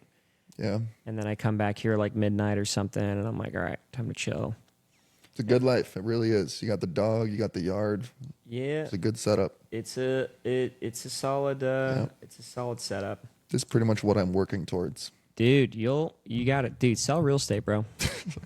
I see those signs on the side of the road. Fucking, I could get into real estate. Yeah. I could make $800K this year. Austin real estate sucks right now, but I believe it, man, 2020, because I have to really give it up to 2020 and 2021 because that's when Austin real estate was so good, and that's when I did pretty well. Yeah. But, yeah. That was like most of my 20s was just selling real estate. You made it. You sacrificed those few years to live a good life now. Yeah, but my parents are worried for me. They're like, you were working so hard. Now you kind of don't. It's a beautiful thing. I mean, if you're chilling, you have this cheap payment, you have money put away. You don't need to work that hard. I don't need to work that hard. Yeah. So enjoy your life, do your comedy. Why would I? There was a time where like I remember I was working like 30 files a month, which is a shitload. And that's like 30 different clients. Yeah, it's nuts. And I was like, I am working from 7 in the morning till probably 10 at night, just burning myself. That's awful. I was miserable. Yeah. And I was making money, but I was like, I'm miserable. And all my friends that were in sales were like, that's good money, dude. Just keep going. Like, keep making money. And I'm like, yeah, but for what, dude? Like, what am I doing? Yeah, there's a certain point where it's not worth it anymore. It's just not worth it anymore. It's like, if you had to sit in a room for 10 hours a day eating saltine crackers for $200,000 a year, would you do it? I don't know. Maybe I'd do it for a little bit. You would do it for a little bit, right? Yeah. Yeah, I but do then it for a little there's bit. going to be a point where you're like, okay, I'm done with these I crackers. think I'm done with these fucking crackers, dude. Exactly. Every black person ever. What do you mean by that? Just fucking done with these white people. Oh yeah. Again, it went over my I head. can't believe you made me explain that one. It was fine. What the fuck do you mean by that? Until I explained it, that was fine. Yeah. Damn it. No, that's Yeah. funny. But yeah, I'm in that boat right now. It's like this job that I picked. I used to make great money. Like out of college, I had an engineering degree. So Right. my first few jobs, I was, doing just fine, not worrying about it at all. And then streaming, I got very accustomed to kind of just eating through savings and, all that and just, not making enough money at all. And this job, I now make $55K a year, which is like literally just what you need to, make a living around here and, pay for an apartment in the city and, not be struggling to make ends meet. Right. And so now I'm like looking forward and essentially I'm getting paid an entry level wage because when I was hired, my boss assumed I was going to be an entry level employee, but I have since essentially carried this company through the past year. Right. Not like truly, but like they would not be able to do Function. function without me now. So I rather than ask for a giant raise, I just want to ask for less work. Like I want to make $55K a year and work 25 hours a week. Yeah. So that's kind of the route I want to go now. Is I don't want to make more money. I want more time. That's the way to go with any business, I think, is like Mm-hmm. eventually you just need to say, dude, I just want my time back. Straight up. To do other shit, to Yeah. do other things that I like doing. Exactly. Anyone I know that's like, even in mortgage, that's hyper successful, Mm-hmm. it's because they got to a point where they're like, I'm putting too much on my plate. I need to be able to hire people Yeah. to take shit off my plate. Mm-hmm. And even if that means I'm making less money, I have so much more time to focus So on much more things that I happiness. need to do. Yeah. Even if that time goes into making your business better, like not directly toward happiness or whatever. Yeah. It's just like putting that time into some other project For sure. that you would rather be doing, you know? Yeah, like as it is right now with my job, I have more than enough time to do both my job and plenty of mics every day. Yeah. But I just don't have the energy. Like my job is so like for the past year, it's like a retail job where not only am I running all like the customer service, but I'm running a store. So like I'm putting on white glove service for like 50 people in a day and just like being like a small talk bitch, so I'm just like dead by the end of it. So I have the time to go do mics, but like I just don't have it in me. Right. To go after that. Exactly. It's like I would love if I could just have like an hour of like fucking decompressing after work before going and doing mics. I'd be able to do them every day. Yeah. But as it is right now, I'm pretty much scrambling to get from work to take the dog out to there, and I don't have anything when I get there. So it's like it's just it's a catch-22 of like wanting to put more time into stand-up, but got to find a way to make money and keep it longevitable. Yeah. That's been my main focus too, is just like, man, I just got to find a way to make money doing this. Yep. That's the whole thing. This is really a great start. I mean, this has been a blast, and it's really just a base. You keep doing this, do another 100 episodes, it will continue. It will continue and it's lame to say, but I feel like Matt and Shane's podcast is like the big one that's inspiring, because nobody was listening to that for like 400 episodes. So true. There's so many of them like that, just like micro niche, but have a very successful following. But then out of nowhere, you blow up, and then people go, oh, look at all this content that's just been built. And then they just start climbing up. Yep. And then it's like, now we have a backlog of just a sea of content that you have on yourself. I mean, just the thing about that stand-up is so difficult is that you need to be on stage to get better. Like to get content, to get viral ability and like all that, you just have to be on stage. Yeah. But you can grow all of this from just this. Like, if you just keep doing episodes, you're going to get... There was like 5 moments in this where I was like fucking dying laughing. Yeah. I guarantee there's something There's going to be a good clip. Something. And, if it's 1,000 views, you do that 50 more times, you have... And I like this format of podcast better than like forcing a bit. Again, I like to just be like, let's just have a conversation. Yeah. Something funny's going to happen. That's the truth. I mean, You if know? you have two comedians, like it's just like a line of thinking. Like if someone's willing to say a crazy thing, then you're gonna have cool conversations come up. Something's going to Yeah. be said and it's going to be funny. And Yep. that's just the way that it happened. Even I had one guy on here, not a comedian. He was a real estate agent. And he said something so profound. And I was like, oh my God. I clipped it, got like 2 million views on like every. So I was like, dude, Yeah. you popped off. And he's like, I don't know. I just, Just a guy. like yeah. just a guy, dude. That's awesome. Yeah. And yeah, so I think that's what's really cool about just casual conversation. For sure. I mean, yeah. I imagine you have a lot of like common topics across all your episodes. Like, albeit. It's usually like the first hour is so because usually when I ask someone to do it, I don't really know them that well. But what's cool about this is too, how often do you sit around in a room and just talk with someone Yeah. for 2 hours? Very rarely. Very rare. It's Yeah. usually like, oh, what's up, dude? What's going on? You going up next? Yep. Cool. Yeah, that's tight. What'd you do? Oh, I did this today. It was crazy. Oh, what? And that's like the one moment is Yeah. like that little nugget that someone shares. And then we're shutting up and we're facing the same direction. Yeah. But it's rare that you get to be like, okay, who the fuck are you? You know what I mean? I think No, it's so that's cool. valuable. Very, very valuable. Yeah. Yeah. That's like kind of the other hard thing about stand up is you network and you meet a lot of people, but you don't know anything. You don't know these Yeah. fucking people. Exactly. Yeah, and it's like you got to know people, Yeah. I mean, you are like by doing a long form I feel like I've met you greatly, even though we haven't really talked about, too much personal Yeah, stuff. but now you know me. No, exactly. Yeah. So there's such a benefit to like anytime I see you, you're a friend, Yeah. It's not just like someone who's Hell yeah, dude. Fuck yeah, dude. you're the homie. Yeah. Tight, dude. Tight. It's exactly like that, it's not forced, but like, having a scheduled hour-long conversation. I haven't done this with anyone besides a girlfriend in No. 10 years. Yeah, exactly. And I Yeah. think again, it's like this is It's what it's all about. what it's all about. Yeah. It's like you want to know somebody, and like that's Yeah. important. And I think you get the same sort of potential for magic here as you do on stage. Like it's not For sure. It's not the same sort of mental process, but like when you're firing on all cylinders and you're trying to be funny, But also, a lot of bits I've come up with have been from conversations like yeah, this. like I'm gonna write out that asking it, yeah, like that's free. And a lot of times when I like a lot of bits I've came up with in the last 6 months have been just talking either on a podcast or just chatting with someone one-on-one in conversation. So like I feel like that's the bit. A lot of people are like, I got to sit down and I got to write. No, you gotta just live. I think you got to live. Yeah. Exactly. You got to get out there and do shit. And when you do shit will happen. And then you're like, oh my God, that was crazy. Yep. You know what I mean? And then you can tell that story on and on and on. I'm so with you.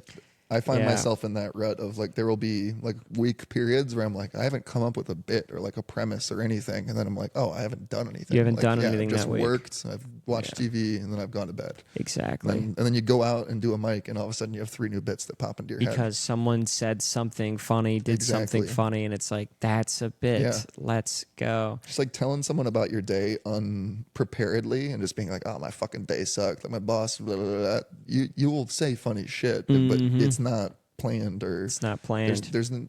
There is some like weird selling your soul to the devil when you write, in my opinion. Like, What do you mean? When I sit down to like write, even if I have a premise or something, it feels like I'm like it hurts in a way. You're itching for a laugh. Not like that way, but just in the sense that to take a premise and to write it into a good bit, like to sit down, take an idea and formulate it into a bit, it feels like you have to spend something to get that. Like, I don't know how to describe that feeling, but it almost feels like It feels taxing, dude. kind of like it's, oh, good dog. There she is. But Hey, yeah, Mina. essentially, like when I write, it's not draining in the sense that I feel like, low energy afterwards, but it's draining in the sense that I feel like I only have so much of it to give. Like those like inspiration moments, like I feel like when you are writing and like trying to sit in them, it's almost you're kind of like destroying it. You're like squeezing the juice out of like a fruit that's already. That's interesting. That's an interesting take. So that's how I feel like when I sit down and nothing's coming, I don't like like I usually get like disdain from that, and I'll try to just like not write for a day or two. Wait until a new premise makes me excited to write. Interesting take. But it hurts because if you have that feeling, and draining the juice out of a experience that you had. Yeah. Because that's how I feel with the videos. Like when I take an idea, a memory that I've had, and I am basically like, where's the fucking good shit? Yes, where's the juice? But then once I kill that memory, it's like, all right, that story's gone now. Yeah. But yeah, it's just a weird I can see that feeling. being insidious, or something. Kind of a dark feeling. Yeah, I think it's just you like start to associate. You start to have that like slight fear of like, you want to use every premise, every bit, every fruit that you come up with like to its potential. You don't want to like squash it. You don't want to botch it. Exactly. Yeah, that's something I've had recently. Where like on my videos online, what I was doing was I was posting a lot, and I was like, I'm running out of ideas, so I went back to old ones that I've done, just reroute them, and just did them again. Yeah, and I was like, this is a better way of telling that now that I've been doing this a while. I'm like, this is a better way. But it's interesting it is kind of like a taxing thing, I guess. But yeah, it's just a weird psychological association or something. Yeah. I'm trying to think, how did we get here? We were talking about writing, sitting down and writing. Yeah. There has been times where I have been like, I want to write a joke, and then something just amazing comes. Yeah. That's happened. Oh yeah. But that's the best feeling in the world. It's like true. Best. You've been inspired, you've been selected by the gods. Yeah. I was going to bed one day and I was like, I want to write a joke about this. And then it just like came to me. Yep. And I was like, holy shit, what the fuck was that? There's something spiritual about receiving a joke. Like you're like an antenna. Like I don't think I'm thinking of shit. I think I'm just like pulling in shit. Yeah. Yeah, there's a very... The last one I wrote, again, it was from an experience. We were talking about that earthquake that hit off the coast of Russia. And I was like, imagine being a Mormon and like... And you're soaking.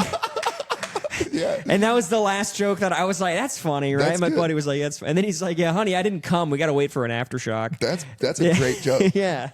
And I've been doing that one a lot because that one I thought was like the first one that came up naturally just from experiences that I've had. That's hilarious. Because you could say that about any earthquake ever. Like just, there's a good two-liner in there for sure. Yeah, yeah. And that's kind of a silly little fun idea. But again, it's just, I didn't sit down and was like, I'm going to write today. It just sort of, I was talking to somebody and that happened. Yeah. So I don't enjoy sitting down and writing. But I have to say, I had a friend here. He was from out of town. He doesn't do stand-up often. Okay. He was like, I'm very interested in doing some open mics. He sits down, and he's like, I got all these bits. Like, what do you think about this one? What about this? And we're like brainstorming. And then he goes, what about you? What do you have? And I started telling him my biggest garbage shit. And he's like, oh, you should do that and that. And because he's so excited, it's like, oh, and all of a sudden we're like popping off on ideas. And I had like 15 new jokes by the end of that session. Yeah. And me and Avery do like a writing session every Thursday morning where it's exactly that, where it's just any shitty idea you've had in the week, you just say it, and then there's always something that happens. Usually it's like one bit for each of us out of the 5 we share. But yeah, just getting it out loud. This is a weird way to frame it, but I see stand-up as kind of like, when, let's say you've had a day and the first person you see after work was like, hey, how's your day? And you tell them about your day, and it's just like a shitty answer, like, oh, at work. Second person you see, they ask you how your day was. You like use that first answer to like make it a slightly better answer. That's all you're doing with stand-up, is just telling someone how your day was 100 times. A little bit better. Until it's, until oh, fucking, you got to quip about your boss and a quip about how gay your shoes look. Like, something. Yeah. That's all stand-up is just, how's it going 100 times? How's your day 100 times? Yeah. That's interesting. Yeah, it's kind of unrelated to what we were talking about, but I had that thought when I was high a few weeks ago. That is real. And that's, again, why on Kill Tony, they're always like, what's going on with you? What's happening? Straight up, because you can make anything funny. You could make anything funny. Just need to spark a thought. Yeah. Yeah. Heartbeat check. We are approaching 2 hours. Are you cool to keep going? Yeah. Or do you want to... What time is it? It is... I just got to go in like 20 minutes. Let me go pee real quick. Yeah. And then I'll entertain the masses. Now she's interested now that she's out of the hole. You're so tall, she's freaking out, dude. Oh, no, go in here, go in here, go in here. This way and to the left. Don't ignore the art in there. It's gay as hell.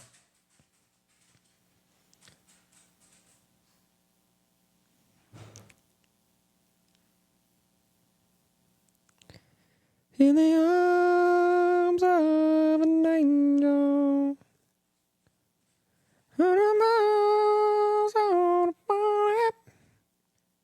Mina.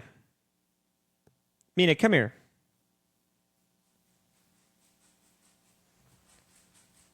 Come here, baby. Yeah. That's good. You know, Mina is an ancient Egyptian word for penis.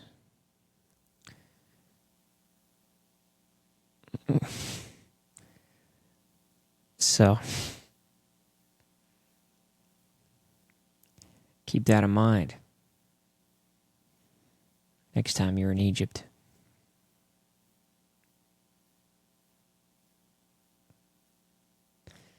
In the arms of an angel.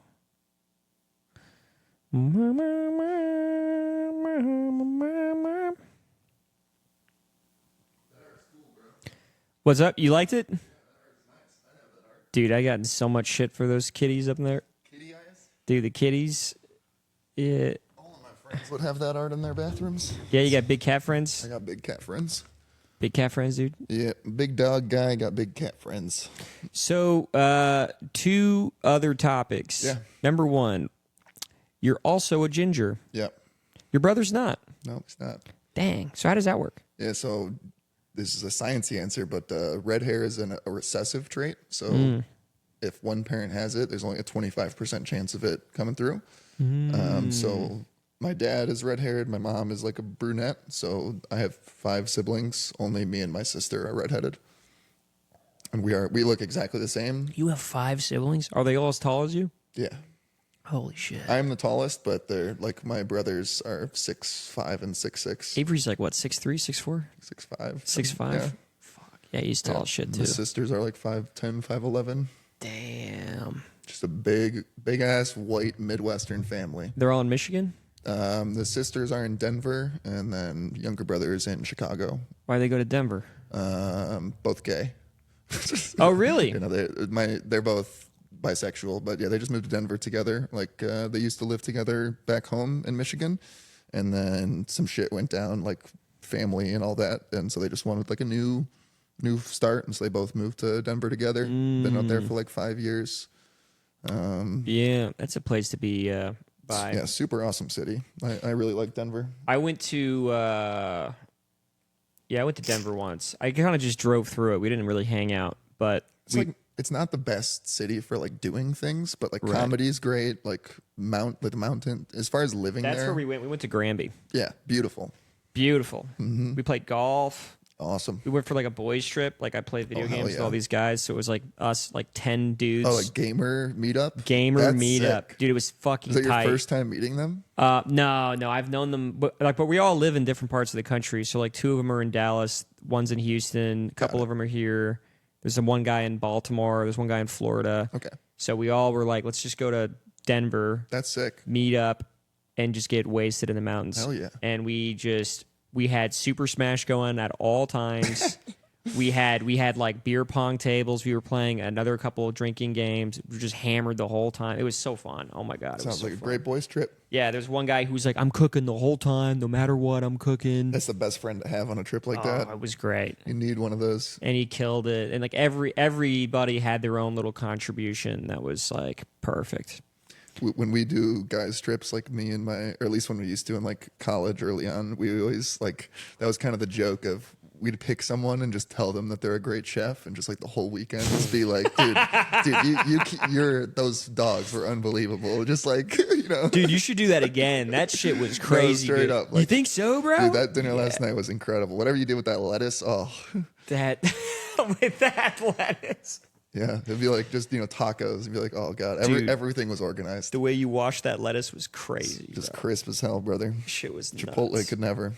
Yeah, we did Granby, and then last year we did. Actually, that was this year. What did we do? Oh, you guys do it like a regular basis? We try to go do That's one sick. every year. That's awesome. Fuck, what did we do? We went to an Airbnb in Crystal Falls. Not Crystal Falls. Fuck, what am I thinking of?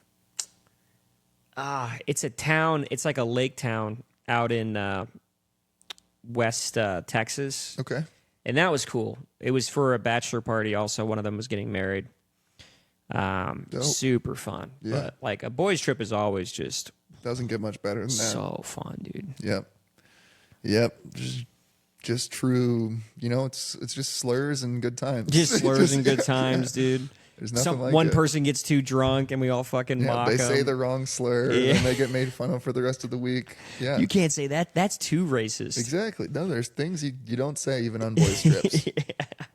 Sometimes they get said. But yeah, those are Yeah. fun. That's awesome that you do it yearly. That's just like having a yearly trip that you look forward to. Like Yeah. there's something so beautiful about just being able to live in the future a little bit and be like, no matter how shitty this year is, I'm going to have that in Yeah, September. I take that for granted. I also do the Brazil trip. I go to Brazil every shit. year.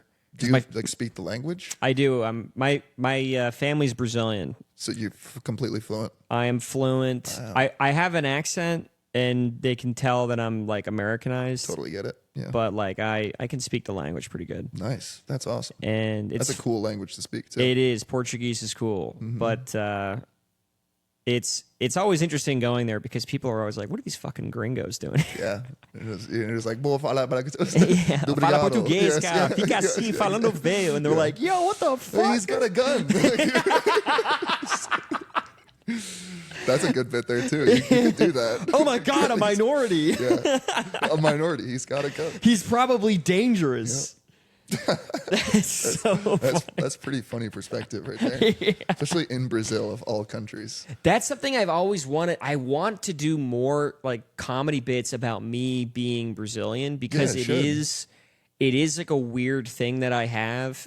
But all I have right now is I usually just go like, yeah, I'm Brazilian. And then people are like, get the fuck out of here. And then I speak Portuguese and they're like, get the fuck out of here. And that's Yeah. kind of it. That's funny. Yeah. Yeah. Because just the shock value alone is like, oh, what the hell? Yeah, I mean, you should do a bit about what it's like to be down there. Like, what it feels walking into a Brazilian favela and then as a gringo. I might do that like, oh shit, it's a minority. That Is he would dangerous? work. I like that. That is funny. He's a white guy. He's got a gun. He's probably fucking dangerous. He's gonna gentrify. Oh no. That would work too. Yeah. It's crazy down there though. It's like a different world. Yeah. Compared to here. Because like my cousins are pretty wealthy down there. Okay. But so they're living a cool Brazilian life. They're living a cool Brazilian life, but it's just wild. Like they all have condominiums. So like they wall off their neighborhood from Yeah. the outside world. Yeah, and you just don't leave it. And then you don't leave, and then there's guards with guns that are holding that area down. Yeah. Like nobody gets in here because this is where wealthy people live. Wild. It's wild. And then you'll go out to bars, and there's like the nice bars that you can go into, and when you go in, they make sure that you're looking good. And the way that they do class distinction in the bars is how you dress. So if you go in and you look good, you smell good, you're shaped good, they're like, this guy's good. But if you look a little bit rugged, they're like, Yeah. get the fuck out of here. For sure. You know? So me as an American white dude, sometimes I'm looking a little bit like, looking whatever. Yeah. And they're like, what's up with this guy? And then they have to go, he's American. He doesn't know that. That's a good bit there too. There's something in there. Yeah, you there's just gotta something find a there. good comparison of what that feels like.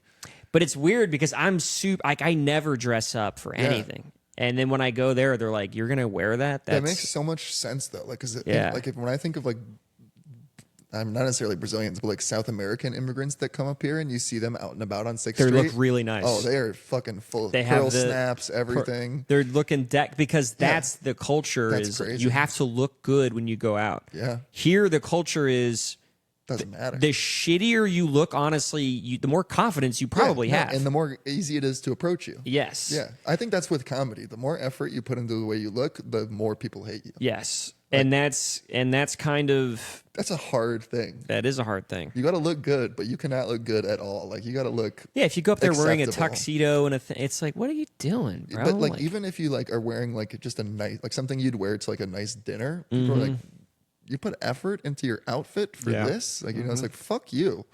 Like I used to like do that. I'd like have a nice outfit for going to do mics, and then I realized I was like, no, this is you got to just wear sweatpants and You people gotta will look like you shit. more. Yeah. You're funnier when you put in less effort. It's and a crazy it's thing. the same thing, but there it's and I think it's kind of an antiquated culture in a lot of ways, because I think we used to be like that in like the 70s and 60s. Like you want to look good to Now separate yourself from poor people. Yeah. But now we've gotten to the point where you'll see the richest dude on earth is wearing dog shit. I think that's how like that's the style. Like That is the style. I work right across, like at my boot warehouse, right across the street is a like exotic car modifying place, and so every day there'll be people pulling up in like Ferraris, Lamborghinis, Porsches, like just like $500,000 cars. Yeah. Every time it is some like 25-year-old dude wearing like these the funniest outfit I've ever seen, like fucking purple joggers He's and in like a zoot suit. like straight up, and you're just like, what? Yeah, it's like, what's going on here? Like, you've got all the money in the world, and you're just wearing like what a 4-year-old would put on you. It's crazy. Yeah, like Mark Zuckerberg. You seen him in the wild? Oh, and he's wearing like the Bape, and he's got like a fucking chain, and he's got It's the like, perm. What are you doing, bro? How did you become a Gen Z? I mean, that's like the tech giant version of getting Botox. It's like you just start dressing like you're a street kid. Like Another one I love is Warren Buffett. You ever see how he dresses? I'm imagining like seersucker suits. He wears suits, but actually, it's not how he dresses. I take it back. It's about how he acts. Yeah. He lives in like a $300,000 home in He's Nebraska. one of the richest people in the world. And he's like, yeah, I get a Big Mac for lunch, and then I read the newspaper and I buy a Coke. And I shut down 4 monopolies and, start up a cell phone business. And But to like, it almost kind of makes me mad. It's like you're that rich and you're not even a little bit yeah, you're not going to enjoy it at all? enjoying it. Yeah. You're just, everything gets reinvested. It's crazy. That almost kind of bothers me. It's like, Yeah, it's a waste. it's a waste. You have what a lot of people want. Yep. Do it a little bit. Just a little, even Yeah, totally with you. That's a little bit. when I see like a Jay Leno that owns like 500 cars, I'm like, yeah, get 500 cars. Like 500's a lot. but that's like That's tipping the scale the No, other way. I- 500, dude? I think if he's got fucking $50 billion, fucking get the cars, bro. What does it make a difference to me whether it's in his bank account or Sure. something I get to appreciate? Sure, I can agree. Eat but the rich and everything, but but let me also appreciate some nice vehicles. something pisses me off about 500 cars sitting in a garage I collecting wonder what dust. his number is. It's probably 100, 200. Just something like that. collecting dust. If he's renting them out, maybe. I'm no Jay Leno fan, but from what I like see, like I'm in like a few subreddits about like spotting cars, and he's like the most common. It's like people seeing Jay Leno out. So I think he does like drive a lot of them. Like he's one of those guys that'll be like, all right, I'm just gonna go drive this 100-year-old Bentley for 20 minutes. Respect. Would do it if I had them. That's respect. I would never have that many, but I respect it. I think if he's leasing them out, I can get behind it. But there's just 500 in a garage. I respect is him like, more if he's not leasing them out. It's crazy, Yeah. dude. Yeah. You know the other thing that rich people are doing that really pisses me off is the fucking bomb shelters. Oh yeah, just the preparedness. They're so dumb. They were all talking shit about these preppers. Oh yeah. But now that they have money and they're it's like, exactly that. it's like, dude, now that you have money and you have you have $1 billion burning a hole in your pocket. Yeah, I'll buy a fucking $50 million bomb shelter under my house. I mean, I would do the same thing. I would do the exact same thing. I would just live in a bomb. My house would be a workable bomb shelter if I had that much money. You probably could get away with it. Buy a missile silo, turn it into a bunker, put a hut on top of it. And like, I think they could probably survive through a lot of shit with a shelter like that. You could really survive a good amount of stuff. For sure. But there's the thing what bothers me about the bomb shelter is that there's a middle ground of apocalypse that they're kind of writing off. Yeah. No, I 100% Does that make agree. sense? I think if we're gonna have something that's wrong, everyone that owns a house Everybody's is gonna be, die. Yeah, Well, it's vice versa. Either everyone dies or everyone's fine. There's bomb shelter works for a pandemic. works for a nuclear fallout. Nuclear for like fallout. a few months. Maybe. What else? Okay, war. If war happens, war is a good. I don't think war would work. I think if another country, interesting. If another country came here, But that's the thing. they'd be like, I know whose house this is. Yeah. We know that he bought a bomb shelter, Yes. and they would drill in there and rip you out of that hole like a gopher. I agree. I think bomb shelters only work on the basis that we are never getting invaded. Yes. Yeah. No. It's nukes in pandemic. Yeah. Meteor hits Earth, you're toast. No. 100%. You're done. Yeah. And any serious catastrophe that you would be using that, like, it just buys you time. It doesn't. You're getting a month or something. Yeah. It's like, fucking just shoot me in the head. Did you hear about the alien ship coming to Yeah, dude. What do you think about that? I mean, I'm kind of the suspicion that it's just like trying to get the attention off the Epstein files.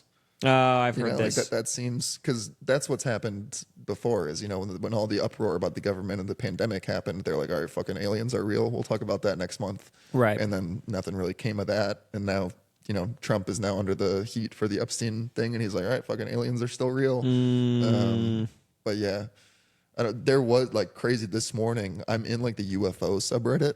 And so, I just see random videos about it. This morning, there was a really compelling UFO video from someone from England that was just like, it's probably like the top post if you want to take a peek. No pressure to do so. But it's literally like just someone was taking a slow-mo video of their dog, and in like a few frames, something comes from fucking space and shoots by his camera.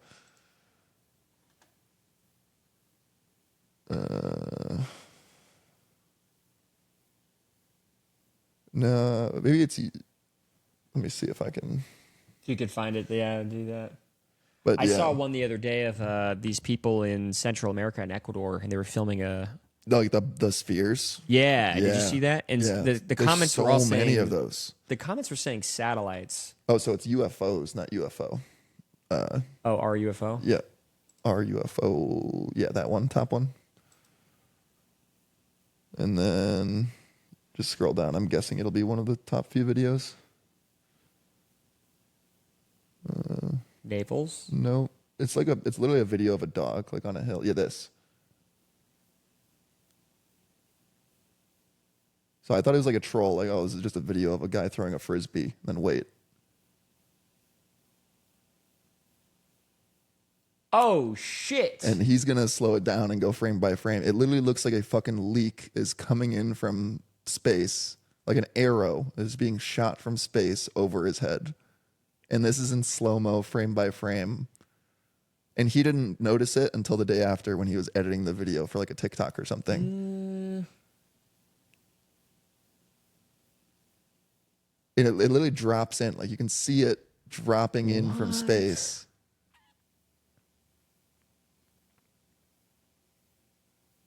Yeah. And like, yeah, typically on a post Firstly, like this, cute dog. That's so ridiculous. like in this subreddit, it's like the most frustrating subreddit ever as someone who wants UFOs to be real. Because anytime someone posts something, it's like 100 comments being like, this is definitely a fucking balloon. This is a blah, blah, blah, blah. Is it possible that it's a meteorite of some kind? Yeah, I mean, you never know. Possible. It could be anything. Like it could. I got genuinely no clue, but that's the craziest video I've seen in like months. And This one is pretty good, and the quality is really yeah, just like the fact that it got so many frames of it. The quality is completely nuts. I want to capture it right when it's on screen, right there. So yeah, like a typical post in here gets like Yeah, look at 100 that or so frame, up votes. This is at 19,000. So leads me to believe that, no one has debunked it yet in the 17 hours it was posted. No one has like typically people are like, oh, there was a flight at this time, or like, a drone on this satellite map or something. But how do you explain that? I don't know. I don't know how I would explain that. Yeah, it's crazy. I have a theory about UFOs, and I've Fire. said this before. My theory is, Death Valley? Yeah. Did you hear about the rocks in Death Valley? The ones with the markings on that, or the ones that like were placed in a shape?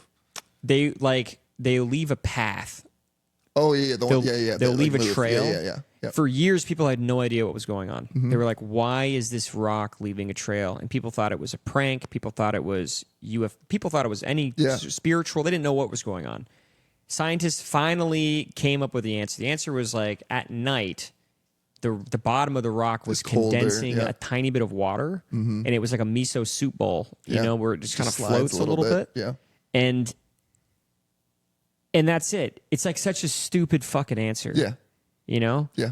And that's how I feel about UFOs. It's like we look at something ridiculous and we go, "Oh my God, it's aliens." Aliens is like saying it's magic. Oh, I agree 100%. Yeah. But I think once we actually have the information, it's going to be like, "Oh, that makes sense." I could very well see that happening. I am of the want to believe, though. You know, You do think it's aliens? not necessarily. I don't like. I don't see any shit like this, and I'm like, "Oh, that's fucking aliens," or like, I'm not someone who's like telling people I believe in aliens, but from what I've seen, I do believe in aliens. Like I believe there's aliens. I just don't think that they're on Earth. I don't think they would care about us. I have no, true like inclination or guess as to if they are or not, but there's a lot of stories, there's a lot of declassified I fucking hate this that We're in this. But I agree, but again, like everything I'm with you. I think that it's too often that we just go aliens, because it's an easy answer to just say we don't know. For sure.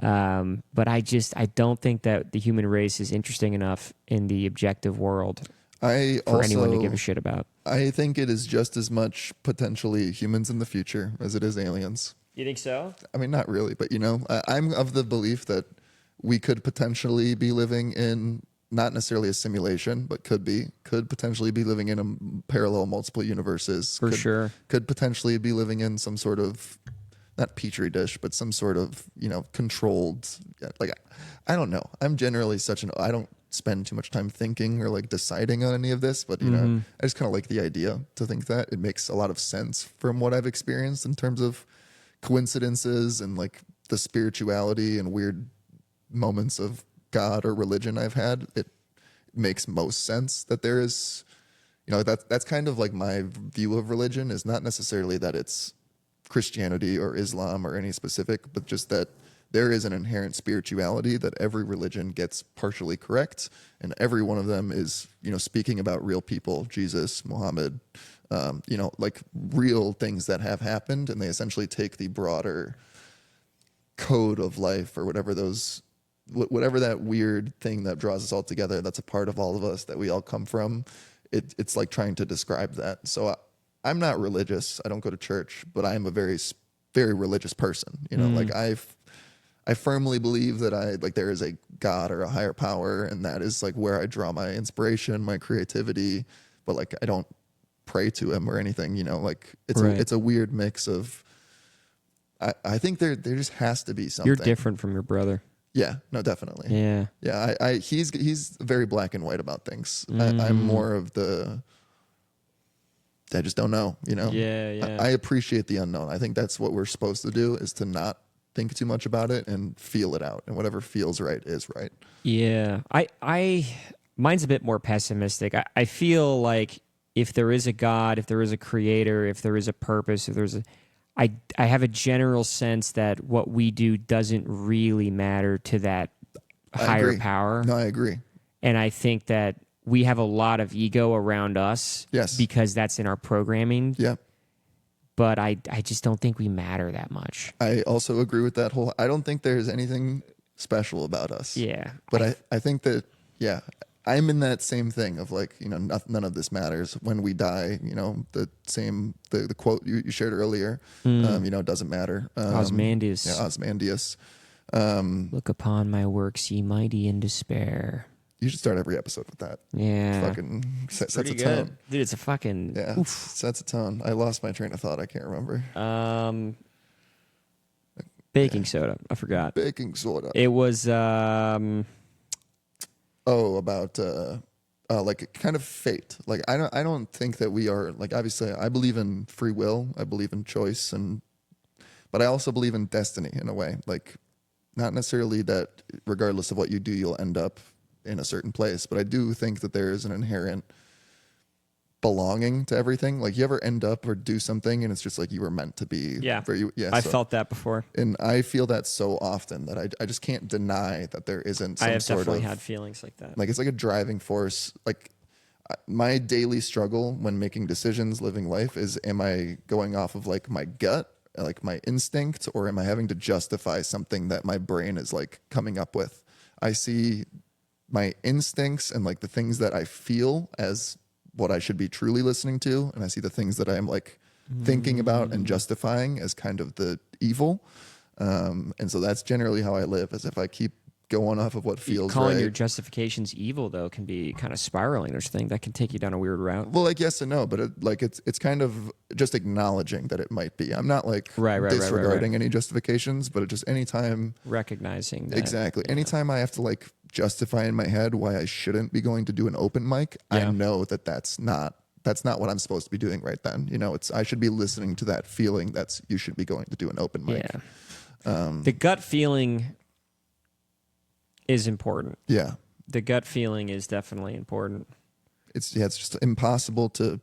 And that is something that you can't really. I mean, you could maybe make an argument that it's how you were raised or your experiences, but there are some things that it does feel supernatural. It's like, man, I have made this decision, and it's something bigger. Yeah. Like there have been clear moments in my life where like you don't really know it, but you just have a split second of like, oh, this is a tough decision.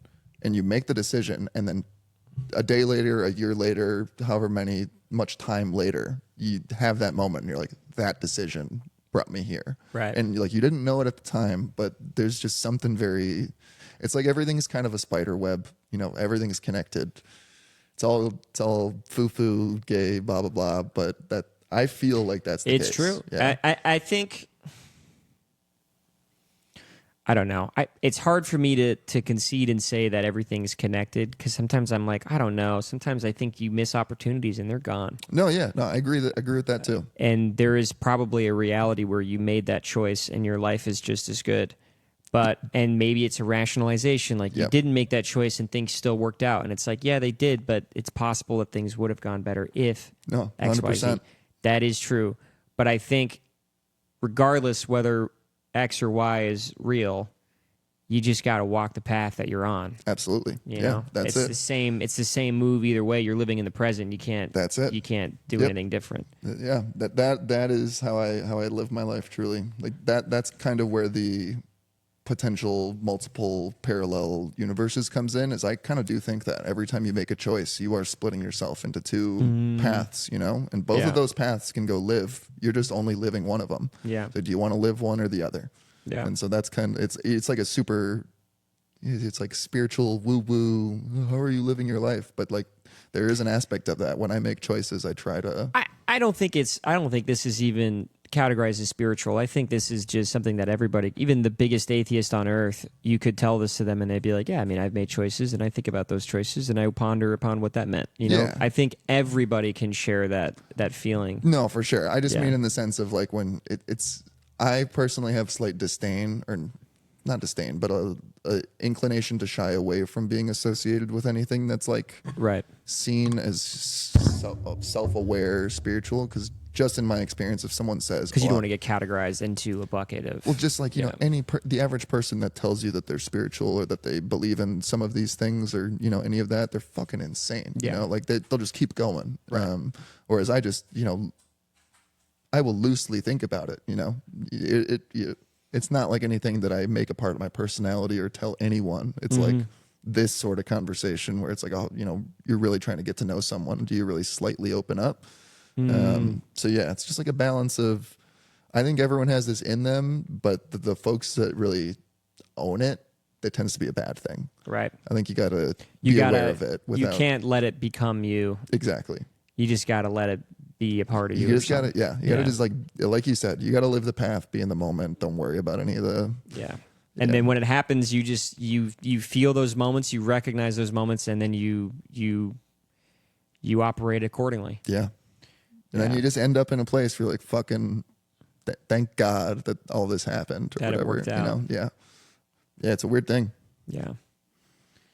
I think that's a good ending That's point. a beautiful place to end. Yeah. Beautiful. We'll call it. Gannon. Eric, pleasure. Truly a pleasure. Can't wait to rewatch this one. Yeah. Okay, bye. Bye. That was a blast, man.